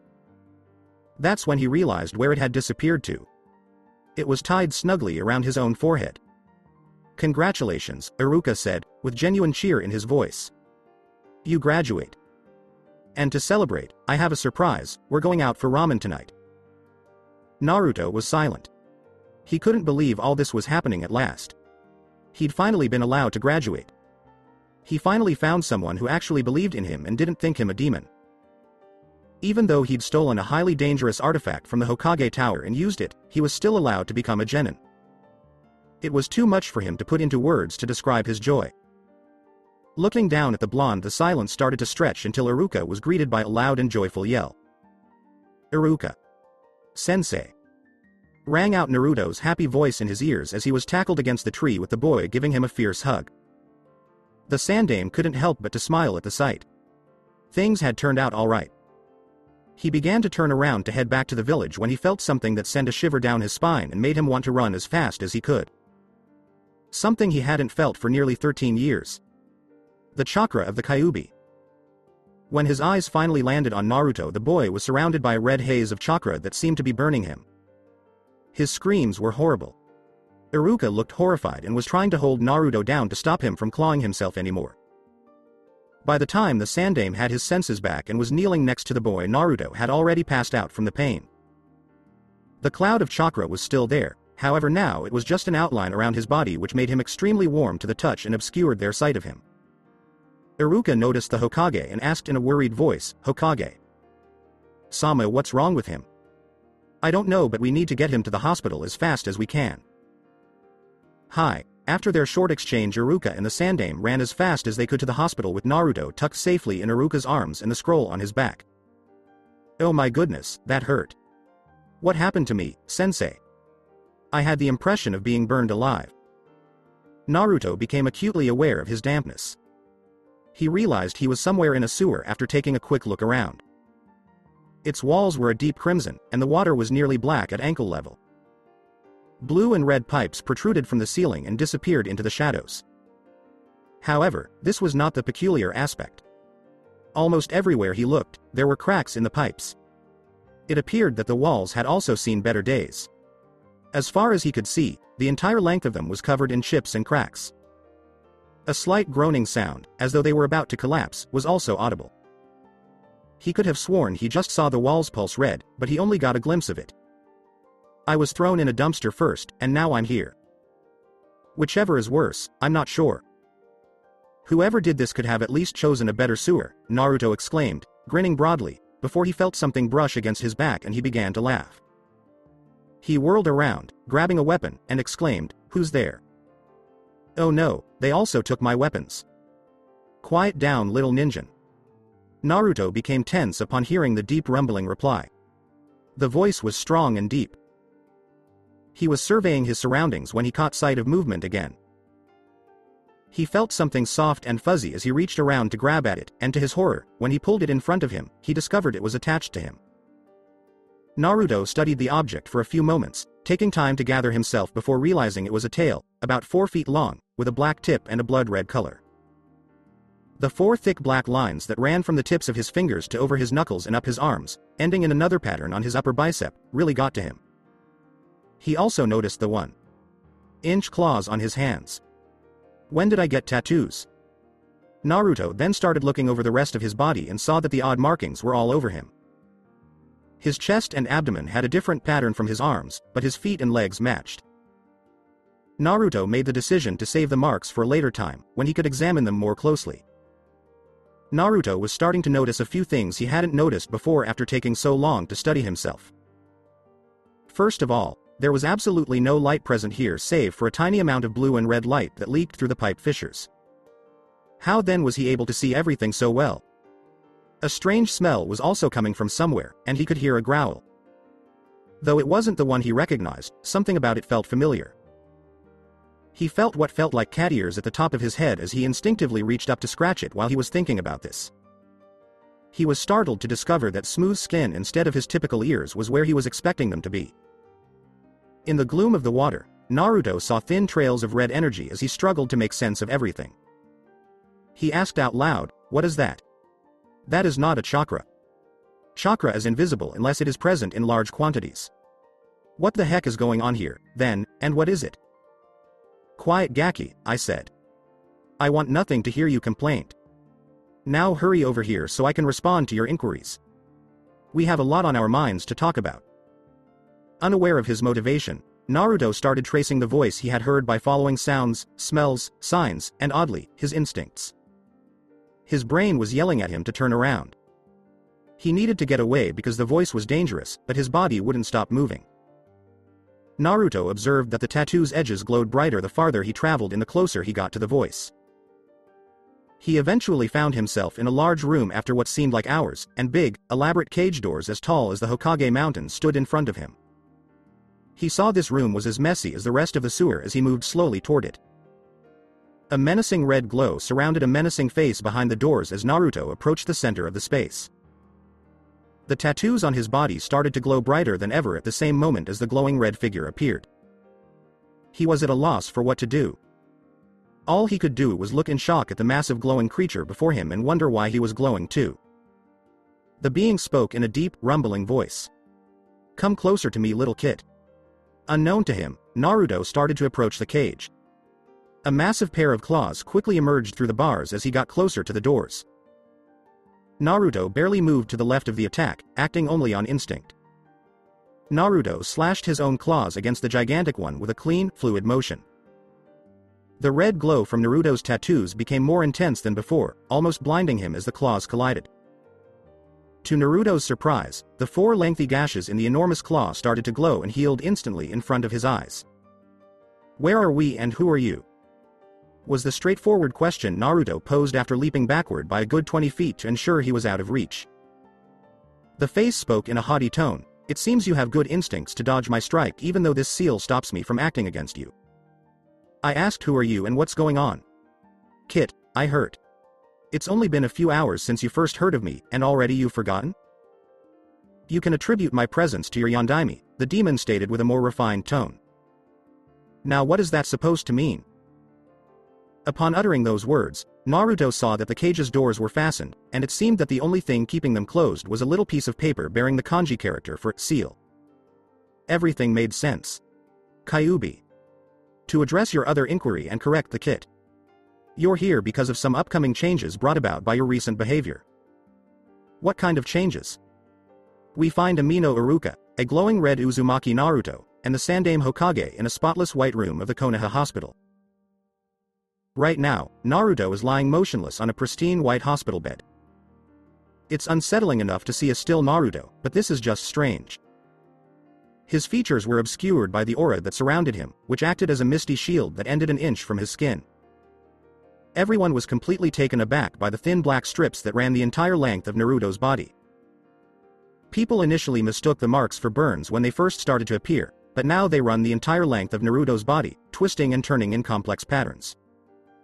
The fact that his muscles were contracting non-stop was the most unsettling thing, though. Naruto's muscles had been twitching non-stop since he lost consciousness, even though he hadn't moved an inch. They would grow to dangerous lengths before collapsing in on themselves and generating the horrifying sound of breaking bones. His muscles would always rebuild and compress into more slender and visibly stronger forms after that sound, before starting over from scratch. His entire body would be affected by this process, which would begin at the top. His shoulders and jawline came first, then his arms, chest, and back, then his legs, and then all at once, with that sickening crack and a tiny shiver of the barrier and pulse from the markings, they would collapse in on themselves. It took just over 2 hours to finish the entire process, and every time it was finished, everyone in the room winced. If the boy wasn't unconscious for the procedure, it was pretty clear that the entire thing would be unbearably painful. Hokage. Sama, will Naruto be alright? This change that's happening to his body is horrifying. He's been out for half a day already and this, whatever it is that's happening to his body, I just don't know what to do. I don't know Iruka. The jutsu he used before Kage Bunshin is ancient. The only person that really understood the full extent of the jutsu was the Yondaime. We have no idea of the side effects on a normal person, let alone a Jinchuriki. It is obvious that the Kyuubi is trying to do something. Maybe it's healing the boy. Iruka choked as he asked, so you're saying we can't do anything for him? No, we can be here for him and wait for the results of the med. Nin's tests. We should be here for him when he awakens. What about the Kyuubi? Is it trying to hurt Naruto? With that said, both men turned somber eyes toward the glowing form of Naruto and waited for him to return. I doubt that Iruka, the Kyuubi must be trying to heal whatever damage the jutsu did to him. The jutsu in the scroll are sealed away for a reason after all. In the shadow of the crumbling sewers. What do you mean changes? Why should I even talk to you? My life has been a living hell and it's entirely your fault. Everything that has ever gone wrong in my life. Everything. The Kyuubi had taken to shutting out Naruto's voice while he was venting so that he could examine his changes in greater detail. His clothes don't change when in his mindscape. I'm surprised by his different appearance though. I wonder if this is what he will look like once he absorbs enough of my Yuki or if it's just a reflection of our connection. Even if that's true, it's still years off. If only I could figure out a way for him to use my power freely without damaging himself like he has. The only way for that to happen now is for him to use it in small bursts until he adapts to it, but that's dangerous and if I wait for this fucking seal to work he may die before he could use my Yuki freely. I will have to wait and see how my own attempt at seals works out. Before that jutsu he was much better off. His old system grew accustomed to my Yuki over the last 12 years. Even though this new chakra circulatory system is much stronger, it has no experience with my Yuki. If he uses too much at once, I won't be able to save him again. I guess we will have to take it in small steps until I can figure something else out. Naruto loses his temper and yells, "Hey!" I said, "Are you listening to me, you baka ball of fur? Answer me when I'm talking, you son of a bitch homo." When he realizes the object of his fury was staring at him. Upon hearing this, the Kyuubi became aware of its surroundings and let out a loud roar. It then released a wave of red Yuki that sent Naruto flying straight into a wall, further shattering it. With a demonic voice full of rage like Naruto had never heard before, the Kyuubi bellowed. "If you ever call me that again, I will ensure your life will be racked with pain for the rest of your existence. You will listen to me because if it wasn't for me, you and I would be dead because of your baka ass. You will be patient and quiet, or I will let you deal with these changes on your own. And you will show me the respect I deserve, or else I will kill you in such a painful way that I will be completely satisfied to die with you." With a great deal of fear, Naruto thought to himself as he carefully pulled himself out of the wall and returned to his original location. Okay, never call the fox a bitch again. It's true that I should probably calm down because I have no idea what's going on and that puts me at a disadvantage. I'll listen to what the fox has to say, at least until I find out what's happening to me. May I at least ask one thing, Kyuubi? San, since this does concern me mostly? At the polite tone, Kyuubi arched an eyebrow and said, as long as it's respectful and short. We are limited on time to repair your body and save our lives. You need to understand what is to happen fairly soon. Hi, thank you, but I would like to know why you saved me. It's bad enough that a beautiful vixen like me has to live in a filthy mind like yours, but now I have to listen to a gaki like you as well, Kyuubi sighed. To have lived with this village and not gone insane is quite the accomplishment, Kyuubi continued, giving Naruto a fierce look. I saved you because our souls are intertwined by this seal, and if you had died so would I. Additionally, I have to say, I have a slight respect for you.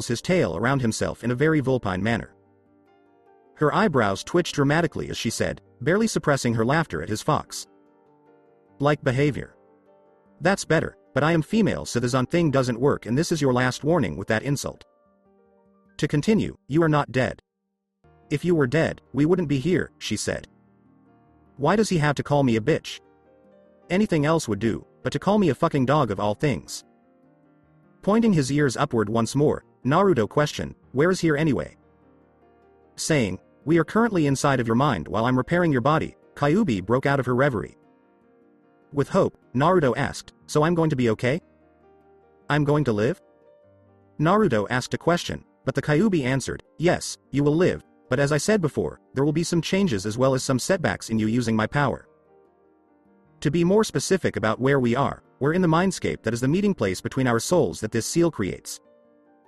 As usual after meeting the Kyuubi, Naruto appeared perplexed and asked, our souls are meeting? How can our souls be speaking to each other? Just as with the physical manifestations you see now. The mindscape is only for our comfort.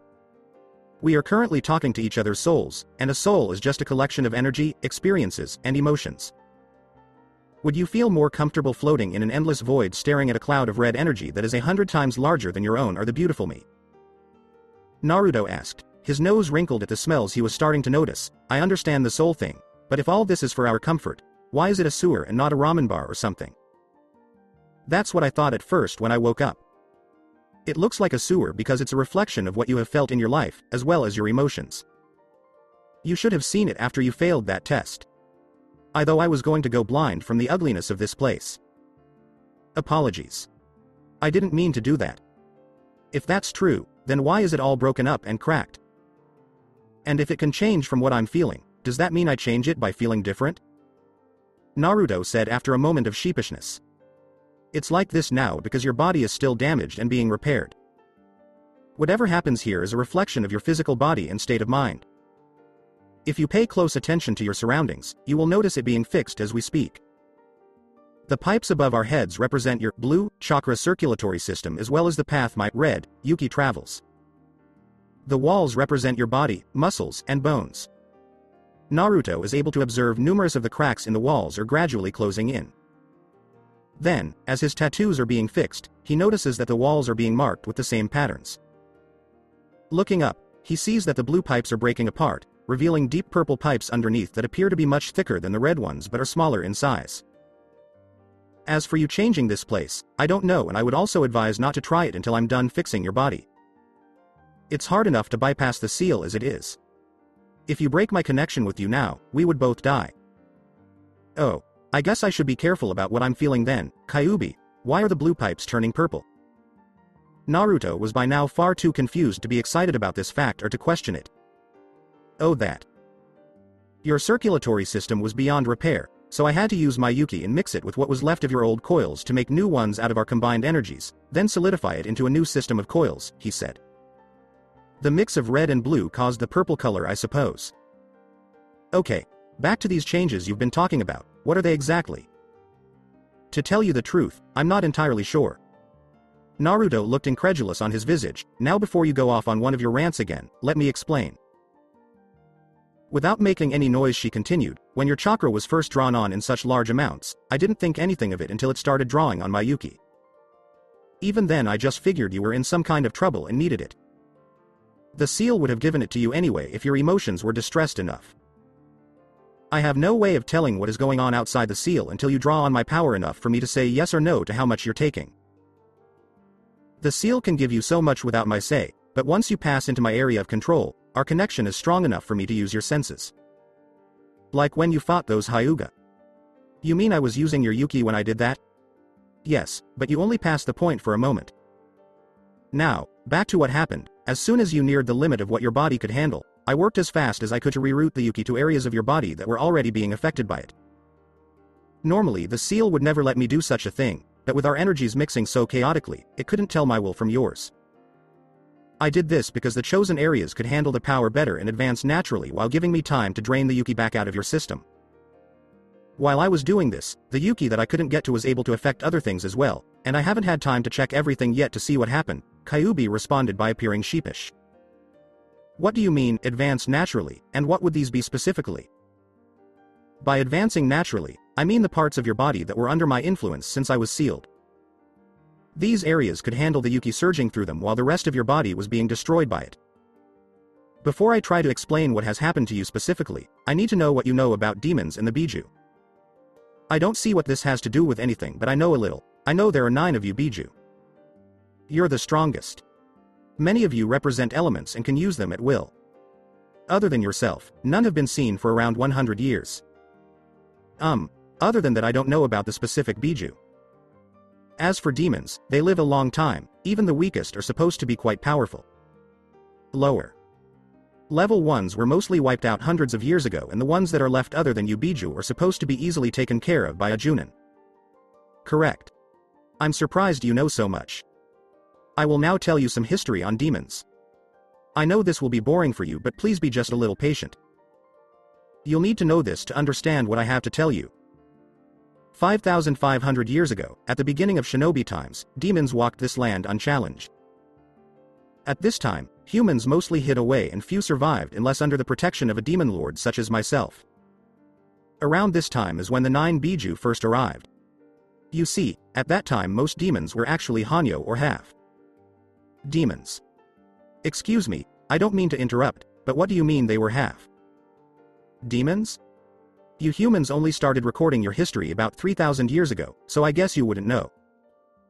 I'll explain, but this is a lot further back than I intended to go, so pay attention. Every 10,000 years, the energies of creation itself come together, bridging the 5 worlds. These worlds are heaven, hell, the demon realm, your world, and the realm of the summons.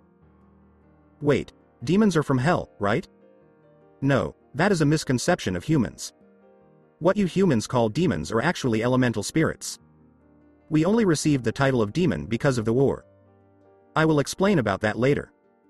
To continue, Kami Sama created the worlds of heaven, hell, and earth in the beginning. For a time, that was all there was. He created man on earth for unknown reasons and allowed them to live their lives as they pleased. This was even before my time. As the ninjas' lives came to an end, They would either join him in heaven to share the knowledge of their lives with him, or be judged unworthy for the way they lived their lives and be sent to hell to be cleansed by its eternal fires. While it was being explained, at its limits to comprehend, it failed. They were nearly glowing in his new ears. You see, as the humans expanded and grew in power, they began to become arrogant and filthy creatures, living in everlasting war with each other. Every year, less and less were judged worthy of joining with Kami. After so many were judged to be unworthy and sent to be cleansed, Kami began to wonder what was happening to his creations to cause this. Wait, how could Kami not know what's going on? Isn't he all powerful and all-knowing? No, even Kami rested after creating the universe. He is all powerful compared to any other being in existence, and even I don't know where he came from. He is all knowing for the fact that nothing can be hidden from his eyes. Your thoughts, feelings, intentions, past, and even your future are all his to witness when he wants to, but if he is not looking, he does not know. He can only watch one world at a time and know what is happening there. Even Kami has cosmic rules that must be followed. Because of this, he did not see what was becoming of the cleansing souls. An understatement would be to say that Naruto's world was upended. Though he had never been particularly religious or thought about the workings of the universe, learning that the Supreme Being was human is shocking. Upon observing his dumbfounded expression, Kyuubi concluded that this was a bit too much information at this time. Well, I've gotten off topic. Long story short, Kami decided to wipe the slate clean after solving the problem of the cleansing souls and started again. This time though, he also created intelligent creatures other than humans. In other words, he created the summons and demons, or elemental spirits, to maintain the cosmic balance. The summons were originally created to guard the borders between the 5 worlds, and to ensure this they were given the ability to move between them freely. The demons though were created to balance and maintain the elements that made up the universe. Both demons and summons were created in the appearance of the animals of the human world, only on a grander scale, since in truth, we were working together for the same goal as the others. After all this was done, Kami decided to rest and leave the world he created in the hands, or paws, of his guards and caretakers. Naruto had developed the habit of carefully listening to everything he heard while stroking his tail with his claws. Even though he didn't fully comprehend everything, he was certain that nobody else was likely aware of this. Things were fine for some time until the convergence I told you about happened for the first time. The energy created by the workings and life of the 5 worlds built up until it collided with each other. Beings of all 5 worlds were thrown between the borders and caused chaos. The ones thrown into heaven were returned almost immediately, the ones thrown into hell died instantly, the summon realm was guarded, and the ones in the demon realm couldn't survive the harsh environment and colliding elemental forces, so these were no problem at all. The human realm, however, was a different story altogether. Because it was so calm, demons, summons, and humans were mixed together here. This was the start of the war between the 3 that would last for nearly 4,500 years. I mean, there's no way this can be true, Naruto said in a tremulous voice that was almost a whisper. Kyuubi lowered her head to get closer to the bewildered boy as she peered down at him. With a voice that was as soothing as she could use, she said, "I know this is a lot to understand, Naruto Kun, but you need to know this to understand what is happening to you. You would have eventually asked question that would have led to this anyway, so it's better to explain it now while we have time. And it lets me keep you distracted while I finish." After gathering his thoughts and taking a few minutes to consider what he had heard thus far, Naruto felt that he had at least a basic understanding of what had been said. He nodded and swung his tail at Kyuubi as they locked eyes. "Very well, I will make this as brief as I can." The summons instantly decided that they needed to return everything to normal to protect the balance, as is their duty. The demons, which had been locked into the horrible elemental realm and never seen such a peaceful place, wanted to stay. This is what started the war. While the summons were powerful and had abilities of their own, the millennia of inactivity had made them weak, while the demons living in their hellish realm were stronger, more resilient, and could bend the elements to their will for battle. The realm that I and all other demons come from is horrible. It is always chaotic with clashing elements and is barely livable outside the areas the demons are aligned to. Because of these conditions, many of us grew cruel and sadistic. We had to fight with each other for the livable areas. One clan would battle another constantly. This is why the demons are so strong. Is that why you said the war lasted 4,500 years? Because the summons were lazy and the demons were hardened by their day-to-day lives?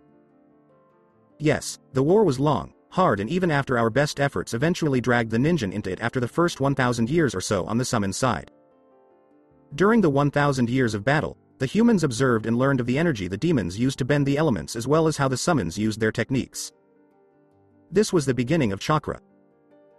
Even though humans couldn't use Yuki like we demons can, they were able to learn how to use chakra combined with the ways of the summons to imitate us. Naruto nodded slowly. When he gave it some thought, it made some sense. You see, this war was not only how jutsu started, it is how the summon contracts were forged as well. The summons needed reinforcements because the ones that were brought to this world during the convergence were wiped out after the first 2,000 years of the war, so the humans that had discovered chakra during this time worked with the remaining summons to create the contracts to bring reinforcements. You see, this is also the way your Kage Bunshin was created. Seriously, Kyuubi? How was that? Asked Naruto, wagging his tail and having stars for eyes. With a little chuckle, even though the summons originally could move freely between the borders, after the convergence they were unable to and still can't to this day without a human summoning them.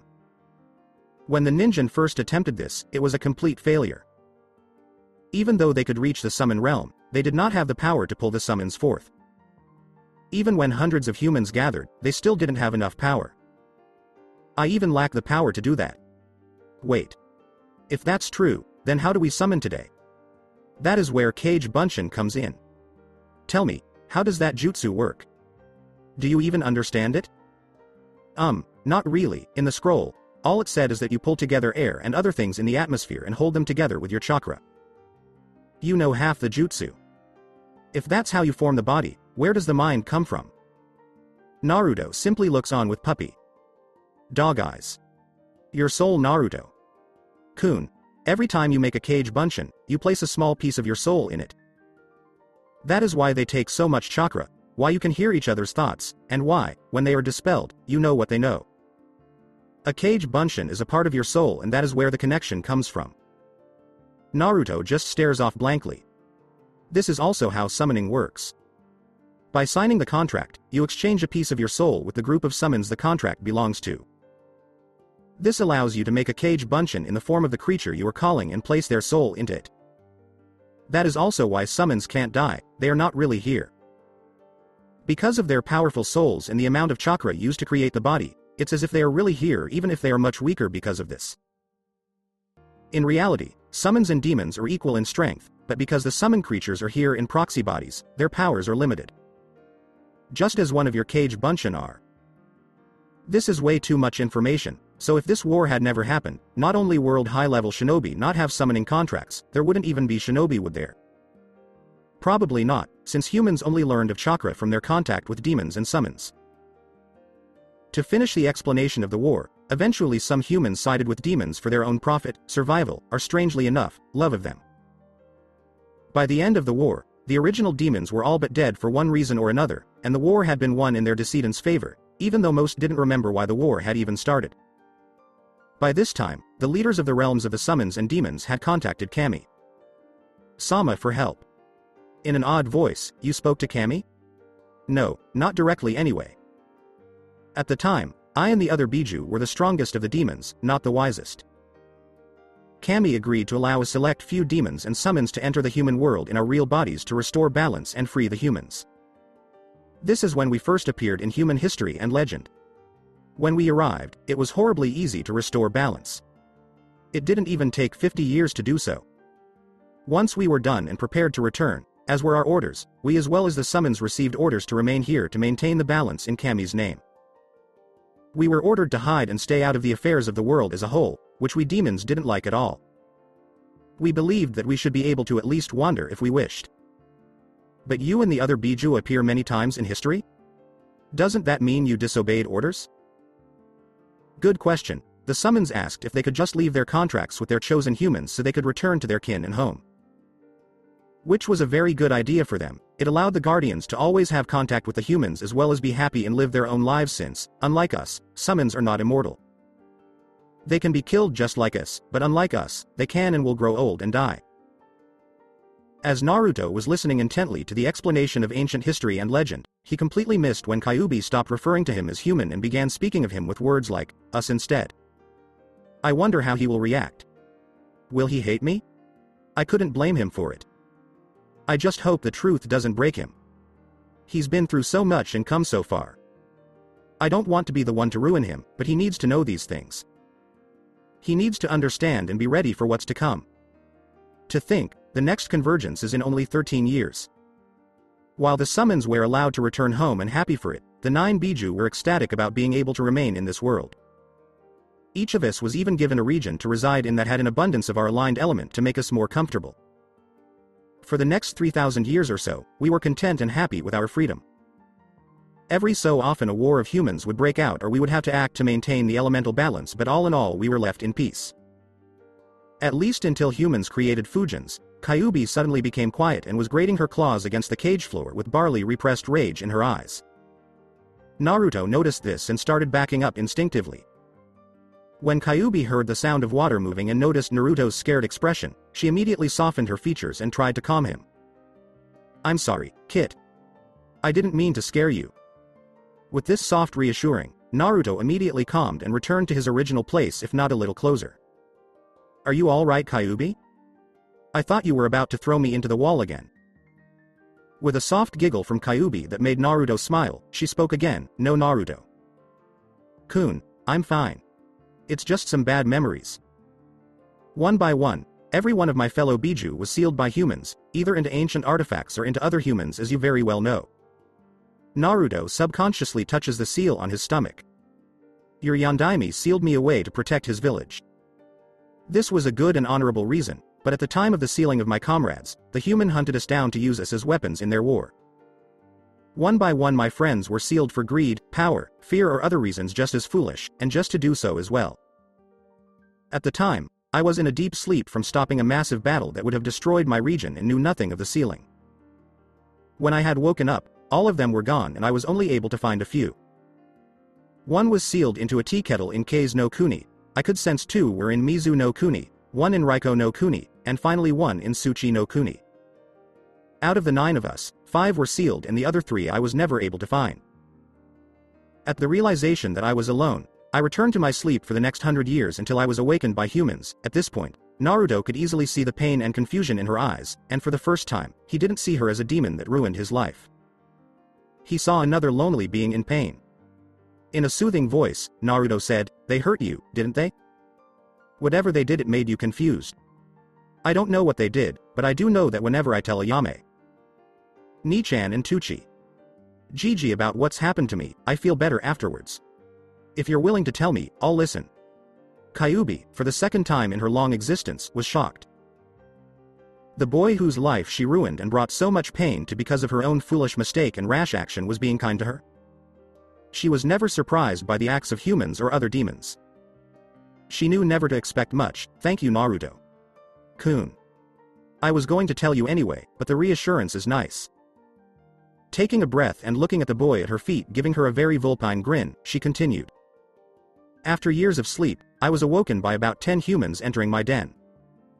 At first, I didn't think of them as a threat as they circled around me. All I did was keep an eye on them. That was my mistake. They started to perform strange movements with their hands that are different from the hand seals you use, and then I was caught in some sort of strange energy that I couldn't recognize. It wasn't chakra or yuki. It hurt very much, and I suppose they believed they had caught me because one of them began laughing, saying, 'We did it. The power of Kyuubi no Yoko is ours.' When I heard this, I lost myself to rage. These humans were just like the rest and wanted me just like my fellow Biju. In an instant, I broke their hold and killed 3 of them with a swing of my tail and began chasing the others. I followed them deep into Hai no Kuni. One of them while running turned to me and said the simple words, 'Please don't be angry with us, Kyuubi Sama. We were only following Hokage Sama's orders.' At the end of that statement, I stopped my pursuit of those humans and headed straight for Konoha. I believe you know the rest. So Konoha was framed by these people and it caused your imprisonment, hundreds of deaths, mass destruction and my lost chance at a happy life. Yes, most likely Naruto Kun, but it's my fault as well. If I hadn't lost myself to rage, none of this would have happened." Naruto looked into Kyuubi's eyes. "No, you're a victim in this like the rest. Do you know who these humans are or the one who spoke to you?" No, they were covered in black cloaks. The only thing I know is that the one who spoke to me had a set of eyes that I'll never forget. They were bright yellow with black slits with purple lines going around them and ending in points along his nose set into pale white skin. As Kyuubi described the eyes, a vision of them appeared in front of the cage. Naruto swore to himself to never forget those eyes. Don't worry, Kyuubi, everything is alright now. Can you please explain these changes now that I know the history? Now understand, Naruto. Kun. Most of these changes were already happening and would have continued to this point eventually because of the seal absorbing my power at its own pace. Originally, you wouldn't have gotten to this point until you had absorbed a decent amount of my power, or you reached 18 years old, I would guess. Because of the reconstruction I did, the changes happened quicker than they would have originally. What are these improvements exactly? I'm sure you've noticed some of them already. You mean I'm going to have a fucking tail? Wincing at the shriek Naruto had let out, Kyuubi just shrugged before saying, no. I don't know why you have a tail while you're here, but if I was to guess, I would say it's your mind's way of measuring how much of my power you've absorbed, like your tattoos or maybe the connection between our souls. Huh? Was Naruto's intelligent reply. What's with the tattoos anyway? He asked as he held up his slightly glowing arm. Kyuubi looks off to the side for a moment and watched the markings extend from the wall and finally into the cage. I wonder if he will not like this? The tattoos are my solution for your weakened circulatory system. Before this, I was always able to leak more of my power into your system at any time to heal you and keep you safe. It was my defense system that I was always able to send more power, but now that I was forced to make this new system, I won't be able to protect you like I used to by sending my Yuki to help.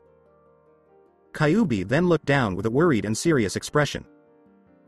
If I even sent enough Yuki to you at the moment to heal a broken bone, you would die from your system rupturing. So my healing was always you helping me? I guess that makes sense. I always wondered how I did that, but what do these marks have to do with anything? I have studied the Shiku Fujin extensively over the years and came up with these seals.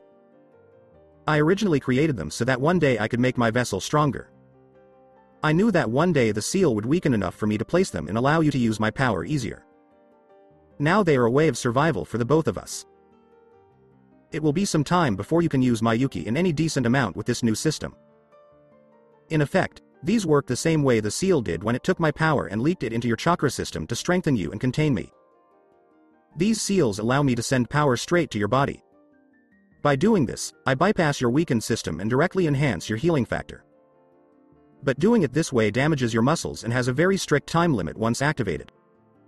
So in effect, this will only be for extreme emergencies. Not to mention my Yuki in large amounts is just as damaging as it is healing. Naruto was quiet for a moment as he tried to process what Kyuubi had just said. So these marks are just a way for me to use your power until my inner system can use it again?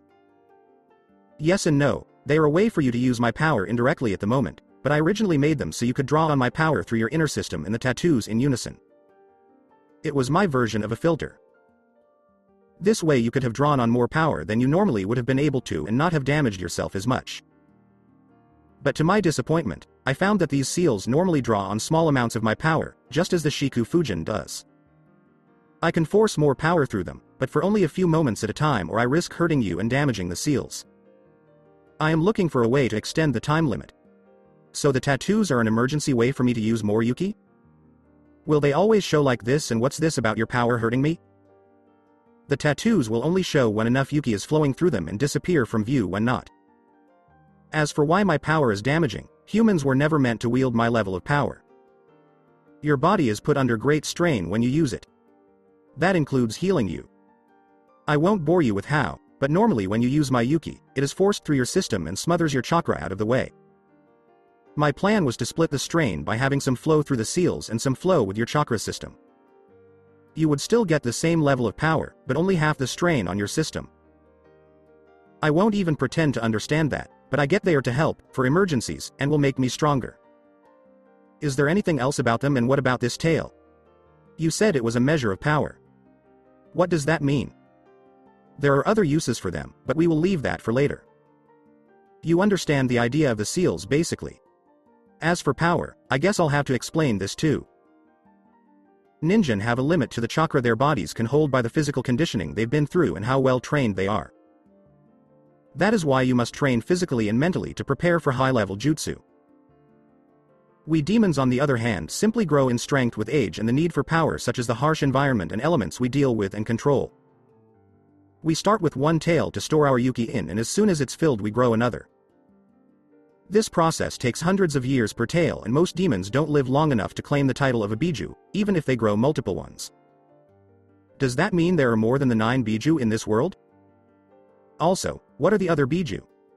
You're a fox, so what of the others?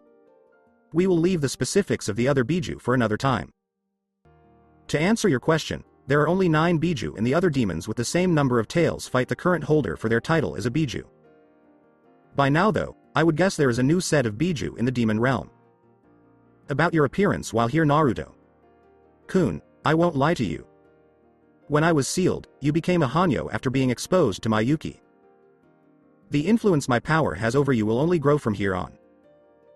I doubt that you will become a fox or anything, but after you absorb enough of my power there will definitely be some drastic changes to your body so you can handle the Yuki.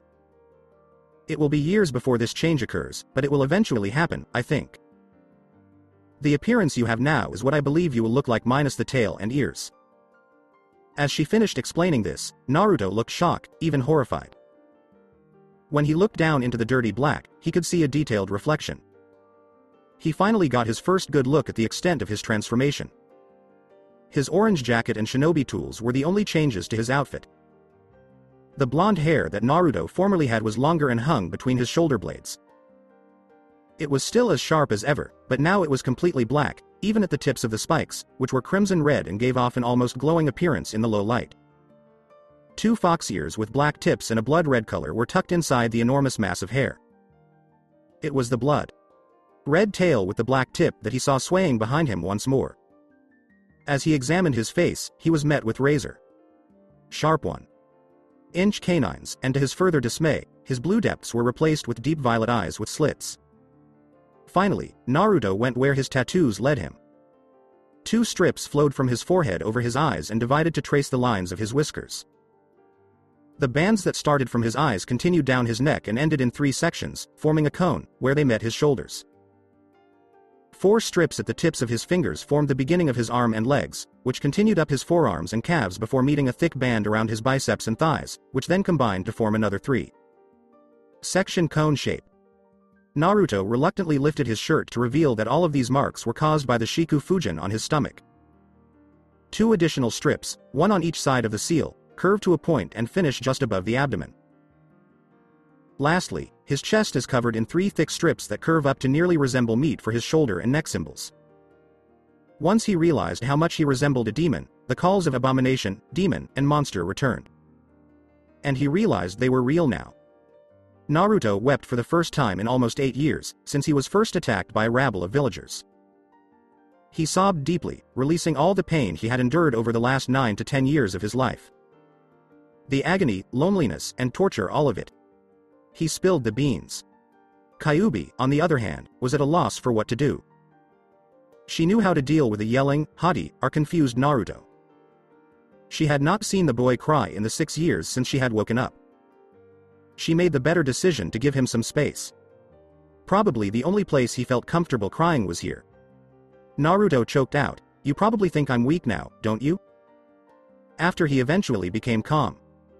Kyuubi simply sighed and shook her head, replied, "No, if anyone has the right to cry it's you. I doubt any weak ninja could have lived your life and still have been sane.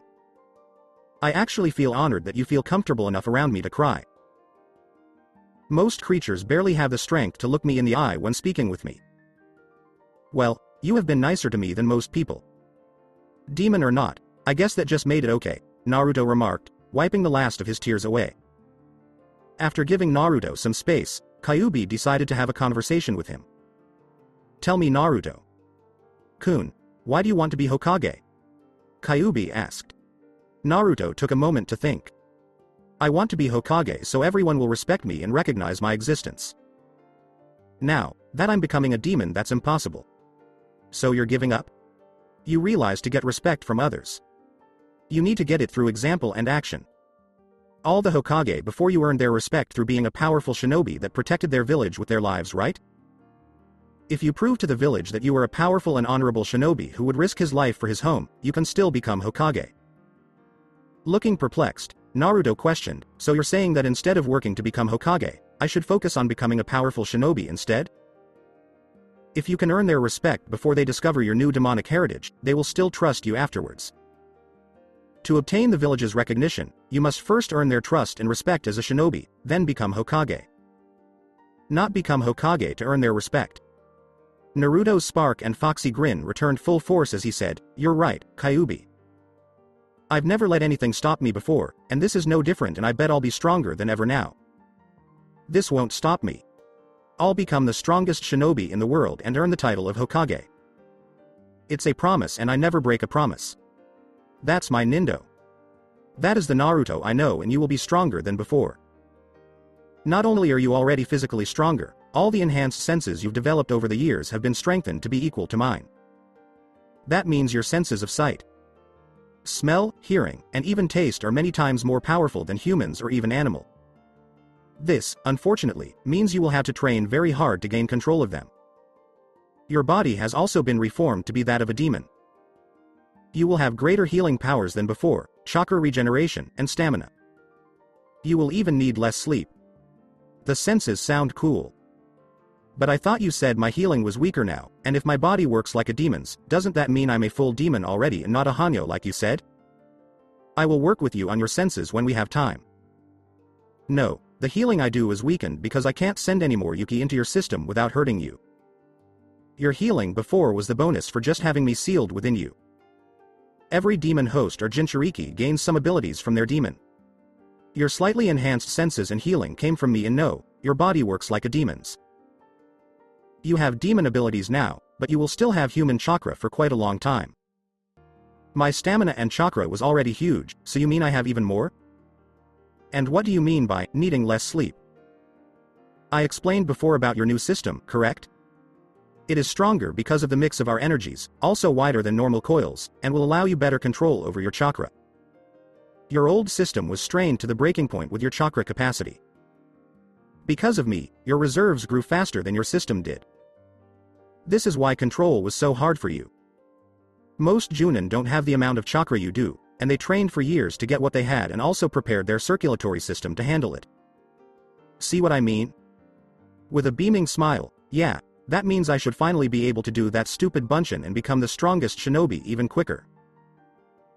You will still be able to train your human chakra for now, but whatever Yuki you've absorbed from me will be held back for safety until I've made sure about all the effects the transformation has had on your body.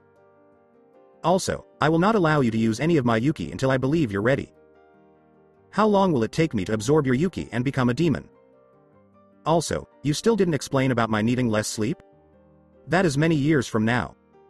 I doubt your hair will even begin to change color for months. As for the sleep, your new body will store nutrients and filter toxins better. This means your stamina is higher. You will get the same amount of rest in about 4.5 hours as you used to from 8 or 9. This also means you could go longer without food as well. On the other hand, this means you will have to be more careful to eat a balanced diet. What does that mean? In other words, no more ramen 24/7. You may still have all you want for lunch, but from now on you must eat foods such as meat, fruit, and vegetables for breakfast and dinner. No arguing on this. If it wasn't for me up to now, you would have been suffering from malnutrition as well as other diseases. I was able to keep you healthy, but your shortness was a result. What? You mean I'm a midget because of my beloved ramen? Ramen is the greatest food. It tastes delicious and has meat and some vegetables in it. It's healthy. Correction. You were a midget. The strengthening of your body took care of that, but if you don't begin eating better, not only will you stunt your growth again, you will become weak and never become Hokage. You will also never be able to use my power even after your body has settled. Okay, you win. I give my word to eat better from now on. What do you mean not be able to use it even when you allow it? It would be rather pointless to use my power when you would need a couple days of bed rest to recover from it. Your new system may be stronger than your old one and be able to control chakra better, but it has no experience with my Yuki. Even a small amount would damage it. Am I really that weak, Q? I thought that all my training would have gotten me farther than that, especially with all the work you've done. It's not that you're weak, Naruto. Kun, it's just that you haven't had any real chakra control training yet and you've lost all the training you've done already. as well as the last 12 years adapting to my Yuki. Huh? When training to use chakra, you are training your mind and senses to remember and recognize the amount of chakra you're using. It has nothing to do with your muscles. Even though your body is stronger than before, your muscles have nothing to do with your chakra control. Now that your senses and body are different, you're back to square one in just about everything. Even your chakra circulatory system has softened again. You will have to train your chakra quite a lot to get your new system to where it can sustain my power. Once you rejoin the real world and your healing is done, you will need to relearn all the basics, was Kyuubi's wry comment with a sadistic her lips. You have got to be kidding. I have to learn 5 years of the academy over? And what do you mean about my system? You already know it, don't you? You just have to redo the training exercises. It should only take a couple of days really, considering how little you will have to sleep and all the improvements from the last time you had to do them. Also, as I said before, your old system was working with Mayuki for 12 years. This new system, while stronger, has had no contact with it. We will have to take it slowly. You will eventually be able to use my power again, but we will have to work with increasing the amount every day. Cool. That means I'm not that behind. Maybe I can even get Iruka Sensei to help me. Q. How long until I can wake up? And, how long have I been unconscious talking to you? Iruka, you really should go home and get some rest.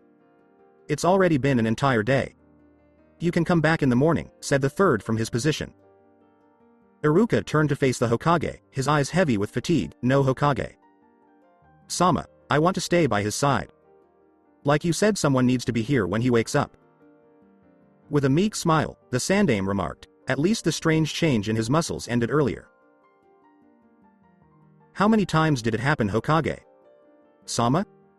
Iruka, I don't know what this means, but you have barely left his side in the last 20 hours. You need sleep and food.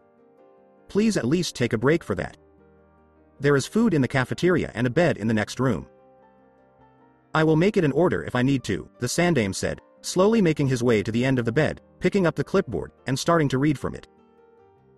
The first one began on our way here at about 4:30 a.m. and began again every 2 hours and 7 minutes. He went through the process 9 times. Iruka lets out a sigh. Alright, Hokage Sama. I'll get something to eat and see about some sleep. The Hokage and Iruka sensed a pulse behind them as they approached the door, and when they turned to face Naruto, the red haze that had been blocking their view of the boy pulsed again, a little stronger this time. This went on for a few more times, getting stronger with each pulse until, at last, on the 10th, the haze cleared and the seal was once again intact. Slowly, both men walked up to Naruto to see how the boy was doing. Be cautious about what could have happened in the mist. They both gasped at the change he had undergone when they were finally by his side. Sandaime. Sama, is he alright? What are those black marks and why are they glowing? He seems to just be sleeping now, but these changes have me worried. I want you to stay here until further notice. No one is allowed into this room until he's awake and has spoken with me, not even the doctors. Hi Hokage. Sama. Thud. As he prepared to stand up, Naruto questioned, who made my bed so high up or the room so bright? He then heard a faint scratching noise. Seeking the source, he discovered he had 1-inch claws at the tips of his fingers. Dragging them slowly across the wood floor, he discovers that there is absolutely no resistance. Are you enjoying the new additions, Naruto? Kun? I thought you said I wouldn't have the demonic features yet. I said you wouldn't have the hair color, tail, or ears. I said nothing about the claws, physique, or facial changes. If you don't like the claws, just relax the muscles in your hand. Check for yourself on the cosmetic changes. A full body mirror hanging on a nearby wall is easily discovered by Naruto. Looking into it, he finds that he is wearing the same clothes. The only things that stand out are that, as was to be expected after a fight, they are now slightly too small, dirty, and torn. Then, he notices that he has grown about 3 inches since his last measurement and that his whisker marks have somewhat widened. Just enough to be perceived. In addition, he notices that his signature spikes have blood-red tips, his hair is longer with ebony black roots that end about 1 inch from his scalp, and he has slitted blue eyes. His face appeared more angular, almost as if he had lost all of his baby fat and, of course, his adorable new claws, but that was the only other difference he could see. He tried to relax his hand at this point, and to his surprise, the claws began to grow smaller. They returned to his fingers with a sound like slicing flesh and a slight pain, and a regular nail closed on top of them. His claws were still there, he realized quickly, they were just hidden by the way these normal-looking nails were cut in half. What do you think? Naruto scanned himself and said, I like it. You do great work, Kyuubi. But where are my tattoos? Thank you, Naruto-kun, but from now on, just think and direct it to me. I'll hear you. We don't want people to think you're crazy or that you're talking to me. Remember what we talked about? Kyuubi responded with the mental equivalent of a finger motion, and the tattoos only show when I am sending my Yuki through them. Yeah, we need to keep this a secret until I've gotten strong enough to protect myself, Naruto said with a nod. Iruka entered the room just as Naruto was rising from the ground and discovered him awake. Iruka hurried to Naruto's side and exclaimed, Naruto, are you all right? I'm fine, sensei. How are you with the wounds from Mizuki? Teme? I'm fine. I'm not the one that's been out for almost 2 days from a strange jutsu with red hazy chakra around me and freaky stuff with my muscles and strange marks all over me. That's right. Could you get San for me? I have a lot to explain to you too and I need to ask you for a favor, Naruto said with an even foxier grin in place, blinking owlishly at his sensei's excitement. Now with his somewhat longer teeth. Sure Naruto, just give me a second. Oh. Sensei, could you bring me something to eat too? Sure, Naruto. Iruka exclaimed, then hurried out the door to locate the Hokage. Do you really think this is a good idea? Don't you think you should keep this between us for a bit longer? If Iruka Sensei hadn't mentioned the Yuki, then yes, I would have. But if they have already seen it, then it's easier to tell the truth than try to lie. Besides, I'm going to need help with my training, and who better than those two? You're so smart, Naruto-kun. It's going to be a long retelling, you know that. They will probably think you're crazy too. The Hokage and Iruka entered the room with 2 bowls of ramen each, just as Naruto was finishing his statement. What choice do I have? Besides, I've got you to correct me, right? I also will be able to get San to help and that is worth anything. Ramen. Oh, great. Remember your promise to eat healthier. You said I could have ramen for lunch and it's 10 a.m. The third sat down and said, Good morning, Naruto-kun. You had us worried there. With a mouthful of noodles, sorry about that, San, was said. When Naruto finished his 4th bowl, the Sandame said, Iruka says you have something to tell me.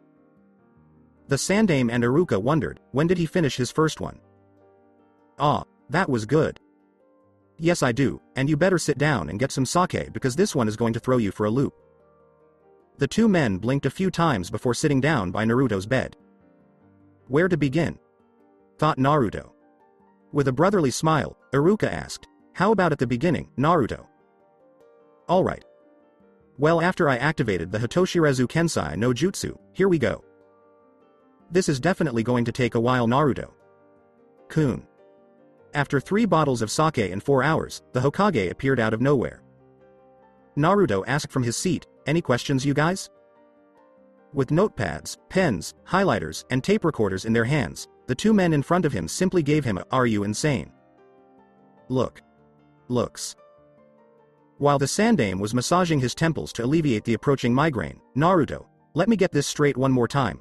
The jutsu you used nearly killed you.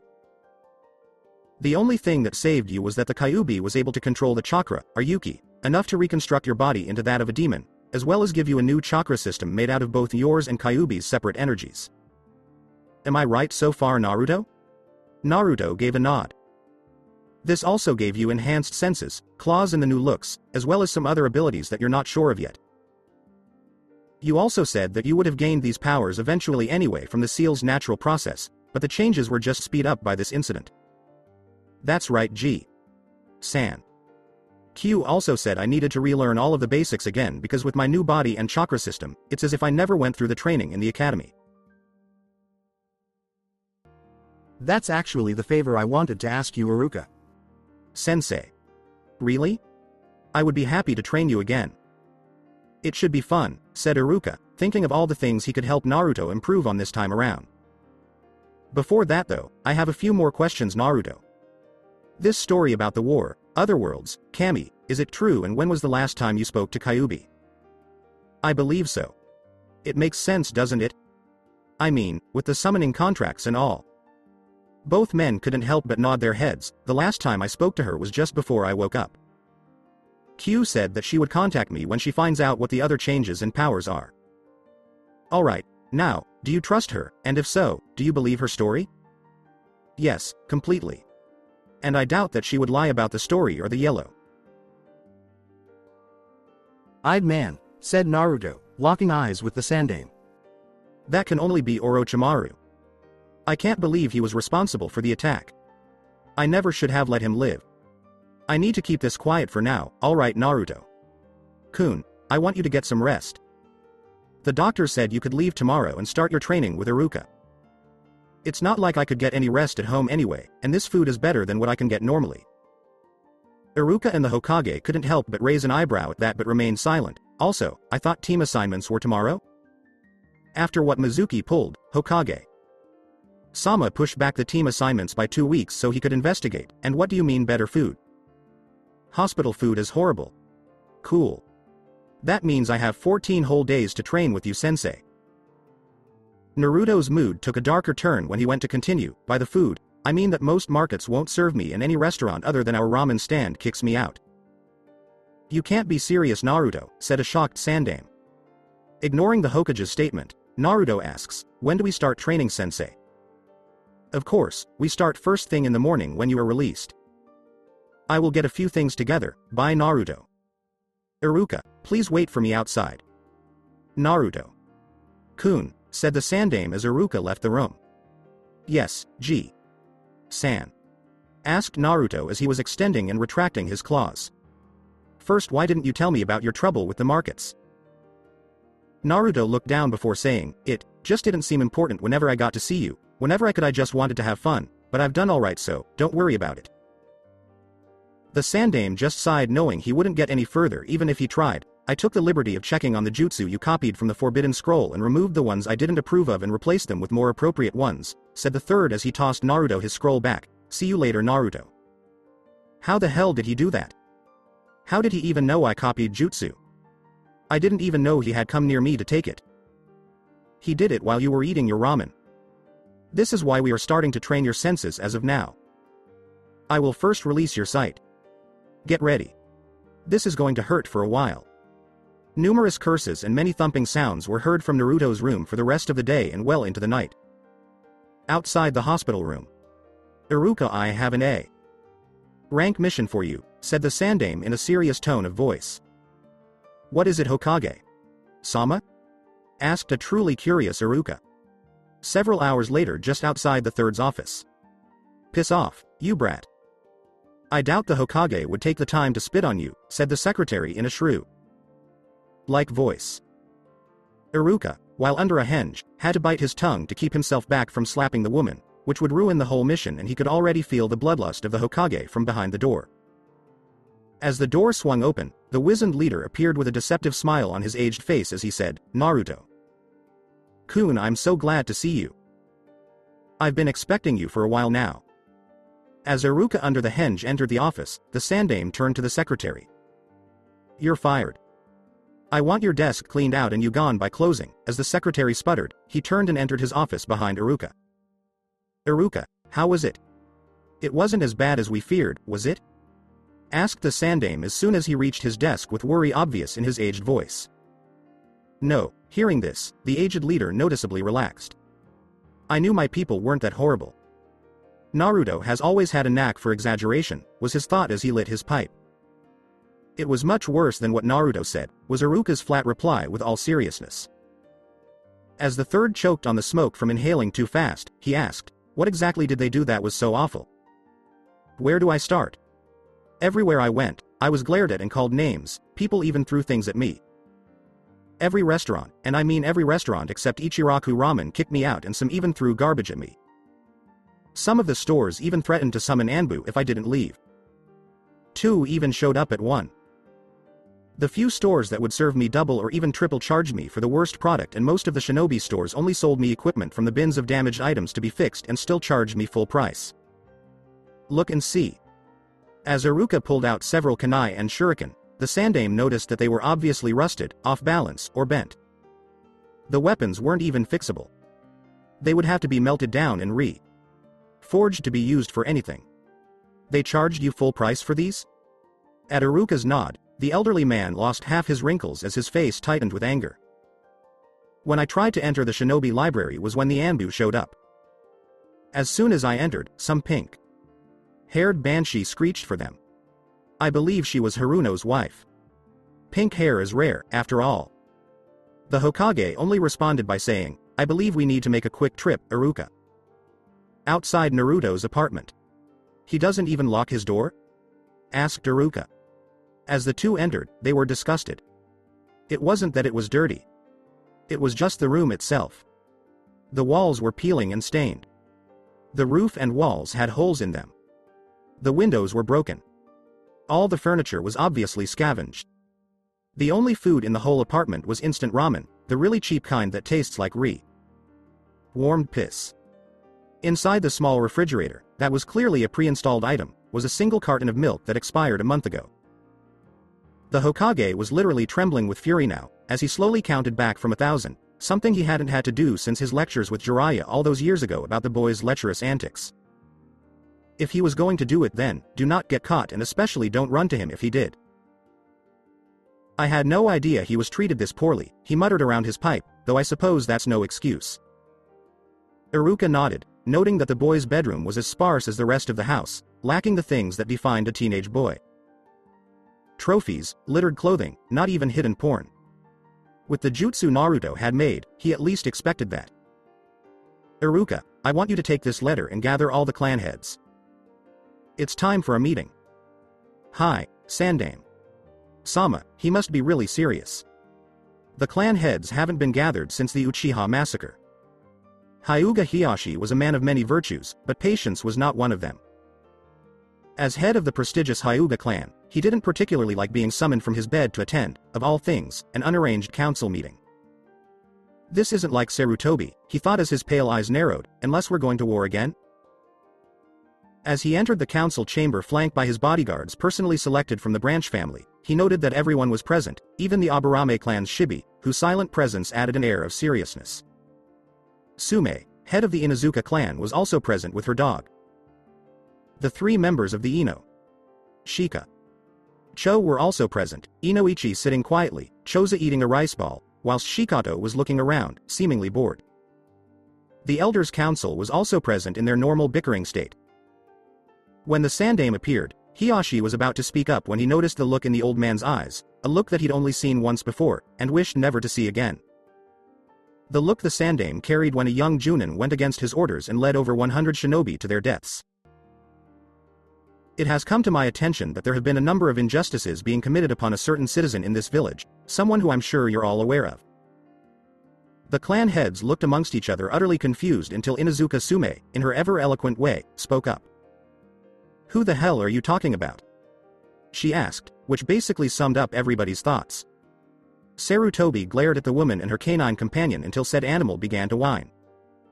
I am referring to one Uzumaki Naruto. The elders began to speak out when they were silenced by a glare filled with more than a little killing intent. Everyone in the room snapped to attention as the Sandaime's robes whipped around him as he released chakra. Nara Shikato actually sat up straight, eyes wide with a ridged posture, saying, oh fuck, he's pissed. In the world of shinobi, there are several facts that anyone learns quickly. One is that one doesn't become a kage without being the strongest, most powerful ninja in the village, and secondly, that being in the same room as an angered kage meant one of few things: someone was either going to be demoted, killed, spending the next few years either performing D-ranked missions or recovering from the most severe beating of their life in intensive care. From the look on the Sandaime's face, it looked like all of the above was about to be added to the ever-growing list.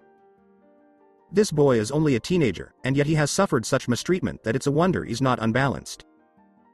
Just look at this. As he said this, he turned on a video recording of the treatment Iruka hanged as Naruto received. At the looks of confusion, he continued. Sarutobi scowled. Iruka took it himself while spending some time hanged as Naruto. He turned to look at them all. Umuno Iruka, former hunter. Nin, now retired as a Chunin instructor, spent a day disguised as Naruto, and the level of abuse he suffered varied from outright cruelty to potential murder. And this is without knowing his changes, Sandaime thought to himself. Hiashi frowned. So? The boy has the fox spirit sealed in him. He is nothing but trouble and a nuisance to the village. Wouldn't it be better if someone just killed him? There was a general amount of agreement from the clan heads, except unsurprisingly Aburame Shibi, who merely remained silent. The Sandaime scowled at the Hyuga head. Vessel or not, I swore to the Yondaime that the boy would not be harmed by this village. His last wish was for the boy to be seen as a hero.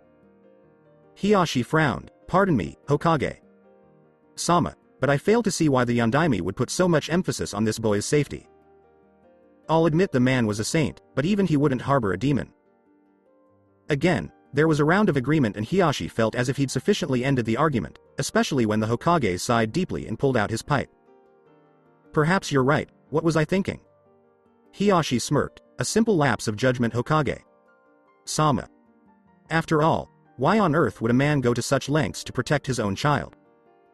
Konoha Hospital.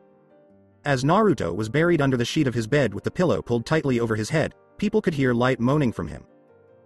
Q, how many more senses do you need to turn on? I'm about to go insane. That's the last of them, Naruto. Kun. Sight, smell, taste and hearing have all been started. It even appears you have gained a slightly stronger sense of touch, but it shouldn't be much of a problem. How long until it stops hurting? Asked Naruto in a rather pathetic voice. It will stop hurting when your mind can deal with the strength of your new senses. Until then, your pain isn't from your sensory organs as it feels. It is from your mind saying that something isn't right and needs help. Well, can you tell it that there's nothing wrong? I'm sorry, Naruto. Kun, but the only way to deal with this is to take the time and allow your mind to adapt and come to terms with what is happening. But if it hurts so much, then you could always enter your mindscape again and train here. How would that help Q? Inside your mind you can't feel pain unless you want to. While your physical body adapts to your senses, you can train them inside your mind. It won't stop the pain later, but at least it will lessen it when you wake up. Sounds better than nothing Q. What do I need to start? Just calm down, close your eyes and relax. Let your mind wander and I will guide you. The room fell silent, as if struck dumb. Even Shibi's eyes widened behind his ever-present glasses. Choza had even stopped eating. Shikado looked startled and Inoichi's eyes were as wide as saucers. Sume's jaw actually hung loose, while the Hyuga head seemed at a loss for words. This changes everything. So you're saying, Shibi began and the Sandaime nodded. The boy's birth name is Namikaze Naruto, son of Namikaze Minato. Konoha's Yellow Flash, and Uzumaki Kira, Konoha's Tenshi. He is the son of two of our greatest heroes. The room had fallen deathly silent now. Thoughts of disbelief, shock, disgust and shame flooded the room. No one dared look up until Shikado spoke up, but, hold up, Yondaime never married. How could the Yondaime have a son? And the angel disappeared a whole year before the Kyuubi came. Many in the room spoke up in agreement. If it was out of agreement for the idea or just trying to deny their own sins, no one knew. He did marry. He just never publicly announced it, Sarutobi replied, lighting his pipe. I personally married them. I even delivered the boy when the time came. Not even Jiraiya, the fourth sensei, knows about the union. Kira, after finding out she was pregnant, decided to retire to the county until Naruto was to be born to ensure his safety. When the Kyuubi came, she had only been back in the village for a week. He took a drag of his pipe. Only two other people know of the boy's heritage. One of them is Orochimaru, who happened to find out by chance. Everyone flinched at this, the name of the snake Sanin still being a sore point to many Junin. And, who is the second person, Hokage? Sama? Asked Shikado. Sarutobi sighed, the Anbu who I assigned to guard him when he was younger, Uchiha Itachi. Everyone's eyes widened. 2S. Class missing. Nin with knowledge of the Yondaime's son, this was bad. Also, as you have all already been informed, as a result of a jutsu he recently used to stop a traitor from stealing the scroll of seals, he has speed up the natural process of the fourth seal. As a result of this, he has gained several special abilities from the Kyuubi, and soon he will gain control over the Kyuubi's chakra entirely. Everyone flinched as the math added up. The son of Yondaime and Konoha's angel, coupled with the infinite chakra of the Kyuubi as well as any abilities he may have gained from it. This combined with the treatment he's received. Sarutobi exhaled, so as you can see, we have a genin with the potential to become the next Hokage who, according to Iruka, has more than enough reason to justifiably hate everyone in this village. The elders flinched at this, realizing what this meant. It would be the Uchiha massacre all over again, on a larger scale. As of today, I am making it clear that if anyone so much as threatens the boy and I hear of it, I'll trace it back to their clan head and execution will be a very likely possibility. He looked around. I trust the actions I have explained today will not occur again? The clan heads nodded, before being allowed to leave, their worlds sufficiently shaken. Hiyashi, in particular, was trying to see the potential benefits in this turn of events. Limitless power and the blood of the Yondaime combined with unknown abilities, he frowned. This boy would make a brilliant ally to the clan. I think a little family meeting is in order. But first I need access to the boy. Hiyashi stood, Sandame. Sama. Yes, what is it, Hiyashi? Asked the Hokage with a raised eyebrow. Since we all are already gathered, may I make a suggestion for the boy's punishment for his indiscretion against my clan? You do realize he is still recovering from his ordeal and cannot give his explanation of his entry or to defend himself, don't you? He is also going to be busy with training. I do, Hokage. Sama, but with the punishment I have in mind, he may give his reasons it to me during it. We already know why he did what he did, so punishment is coming with or without his defense, and the punishment I purpose will leave plenty of time for his training. What are you scheming, Hiyashi? What do you purpose, Hyuga? San? Asked the Sandame while glaring at Hiyashi. As Hiyashi began to speak, all the others returned to their spots to listen. Perfect. If this works like I hope it will, I will end up with the greatest weapon imaginable to attain my goals. A demon under my influence. Naruto's mindscape. Slowly Naruto's senses began to come back to him. He could hear the sloshing of the dirty water he was laying in from his tail moving with his perked ears. Feel the humid air on his skin, and to his ultimate displeasure, he could once again smell the sewers that embodied his mind. When Naruto opened his eyes, he was pleased to see the familiar sewers even if he loathed the smell. It was still the same dank and dirty place he remembered from before, but now it seemed brighter. The walls were no longer cracked, and the intricate designs that ran along them that symbolized his tattoos were quite impressive. The water seemed clearer, and the light shining from above his head felt warm to him. As he looked up again, he noticed the purple pipes that represented his chakra's circulatory system almost shine. The red ones were almost the complete opposite though. Before, when he was here, they pulsed with such power it made his seemed bland in comparison. Now the red ones seemed dulled and lifeless. For some reason, Naruto found this very disturbing. He soon found himself following the same route he had taken before, and soon enough, he was standing before Kyuubi's cage once again. Just like the rest of the sewer, this room had brightened as well.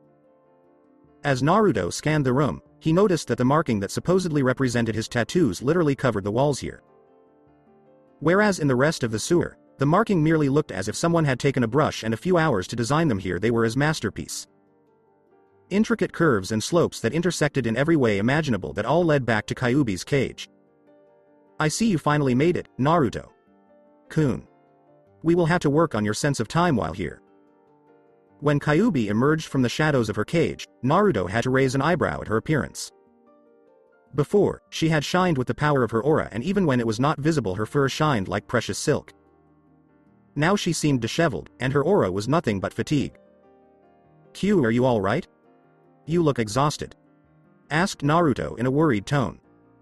Q looked surprised for a moment, and even Naruto caught it. I never planned on letting him see me like this. I'm fine, Naruto-kun. I'm just still a little drained from everything. Naruto looked up into her red eyes with a rare calculating look as if he was trying to read her. I guess that makes sense with everything that's been going on and everything you've done for me. Kyuubi had to catch herself from giving a light giggle at Naruto's thinking face. I suppose so. Now let's begin the training for your senses. I plan on having your mind adapt far enough for you to train in the real world later. If you're sure you are all right. I mean, I am taking your power from you, so you have every right to be tired. Naruto looked down, almost ashamed until Q said. Taking my power? Whatever gave you that idea? Naruto snapped his head up as his tail and ears went ridged, huh? But you said I was absorbing your power, Q. Doesn't that mean that I'm taking it away from you? Kyuubi just had to give a tired giggle at this. I guess I didn't explain it well enough to you. Let me explain it this way, when you use chakra, you make more, don't you? With a slow nod from Naruto, she continues, what makes you think I would be any different? Naruto looked stupefied for a moment before he continued, well, you said I was absorbing your power and becoming a demon because of it, and I just figured that it meant you wouldn't have it anymore. When the seal was first made, it was designed to expose you to a portion of my power every day to make you stronger and ensure that not only could you protect yourself, but keep me imprisoned. I surmise that the Yondaime intended for us to become equals in time. What is happening is that your body takes so much of my power in a day's time and adds it to your own. By doing this, over time you will be able to take more and more until you can use it all. That way I would never be able to overpower you. What the Yondaime didn't realize is how dangerous Yuki is to humans. If things had continued as they were, your body would have eventually reached a limit and Mayuki would have begun to hurt you. Once again, Naruto was sitting there perfectly still as he replayed what he had heard, so I'm not taking your power, I'm just using it make my own instead of just using yours like the seal originally intended? This time, it was Q that had to blink. Ah, yes that's right, but how did you figure that out? Naruto scratched the back of his neck in his usual way. Well, when you explained all of this to me before. You said that your power was mixing with mine to slowly get my body to make Yuki on its own, but you just said that the seal was meant to allow me to use your power, not make it my own. It just kind of clicked, as all. Instead of my body just growing stronger so I can use your power, you changed it so that your power is helping me make my own. Okay. File this one under the many things that this boy has done to surprise me. Yes, I couldn't have explained it better myself. But don't forget that even though you are slowly growing stronger, that doesn't mean you still can't use my power when you need to, Naruto. Kun. Just to make sure, you are alright and I'm not taking too much away from you. Not to be mean, but you do look rather frizzled. I mean, your scary red glow is gone and the red pipes in the ceiling are dull. I'm just worried. Q took a moment. Well, I'm flattered that you're worried about me, Naruto. Kun, but it's nothing to be worried about. If I explain about my power in percentages, then every tale stands for just about 11% out of 100. Our whole episode with your body took 44%, then you took your prevent for the day which is about 7, then the tattoos I placed took 33, and finally another 10 was used to heal the majority of the other injuries. So I'm rather tired.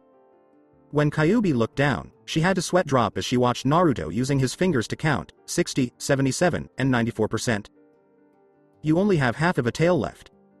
Are you sure that's okay? Shouldn't that be chakra exhaustion or something? Is that why the pipes are so dull? I'm fine, Naruto. Kun, just tired. 6% is plenty, and I should be back to normal in a few days. Remember, I'm the demon known for having infinite strength and normally I do. Other than fighting another Biju, I have never used more than 3 tails at once, and when I used them up, I would draw on another 3. Because of this, by the time I needed to switch again, the first set was nearly restored. That is why I'm fine. I just used too much power at once. Well, if you're sure, then what do we need to do for training? First we will focus on training your mind before we start on your senses and we will do this through meditation. Naruto dropped his head in defeat. Good Naruto. Kun. You could have more focus, but we can work on that more later on. For now, focus and make the mindscape into a forest area that you have seen before so we may begin your real training. Naruto had spent the last few hours in meditation to learn how to reshape his mindscape and it was no easy matter. Even inside his own mind, Naruto's focus for such things was minimal at best. Okay, so focus and imagine a forest. After a few moments, the sewer began to slowly fade to a pale background before a rather dark forest began to appear. The trees were monstrous even compared to the ones in Konoha's forest. As Kyuubi watched the changes around her, she wasn't surprised that the inside of her cage remained the same. I guess it will take more time before he can affect the cage. The forest sent a shiver even up Kyuubi's spine as she gazed at it from behind the bars. Kyuubi couldn't help but notice that even she could hide in this giant forest, but it seemed far too familiar, Naruto. Kun, I told you to picture a forest you have been in. Where did you find one like this? Naruto looked confused for a moment as he looked back at the bars.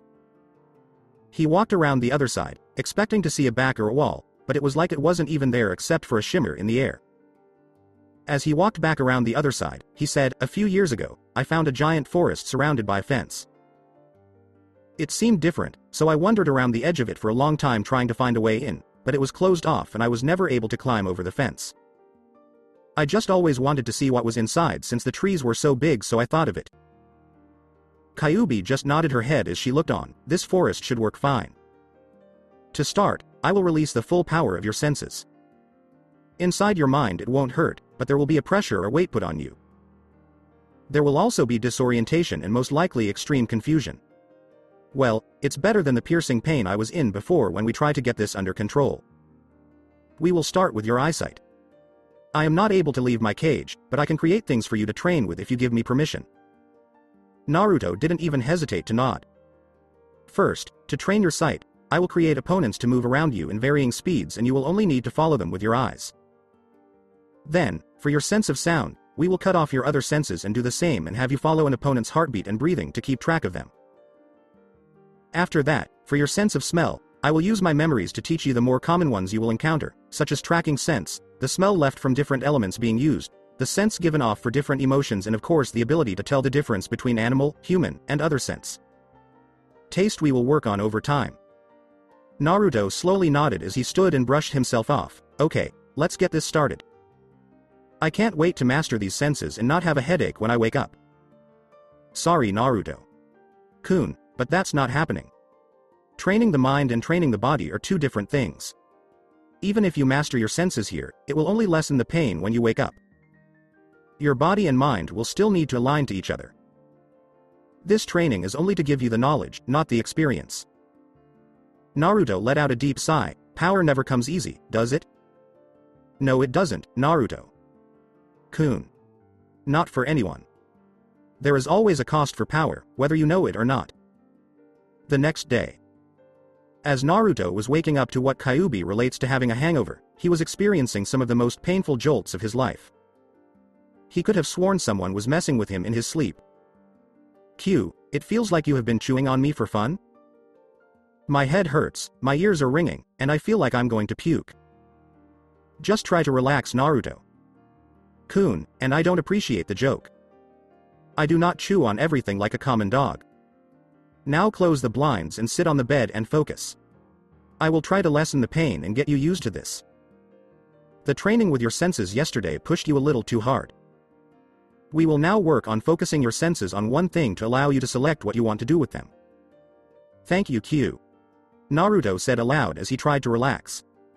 Iruka was currently making his way to the hospital to pick up his favorite student. He was thinking over what to do with his new pupil at the moment and having a hard time deciding. What to do first? I guess first I need to get him used to his new body.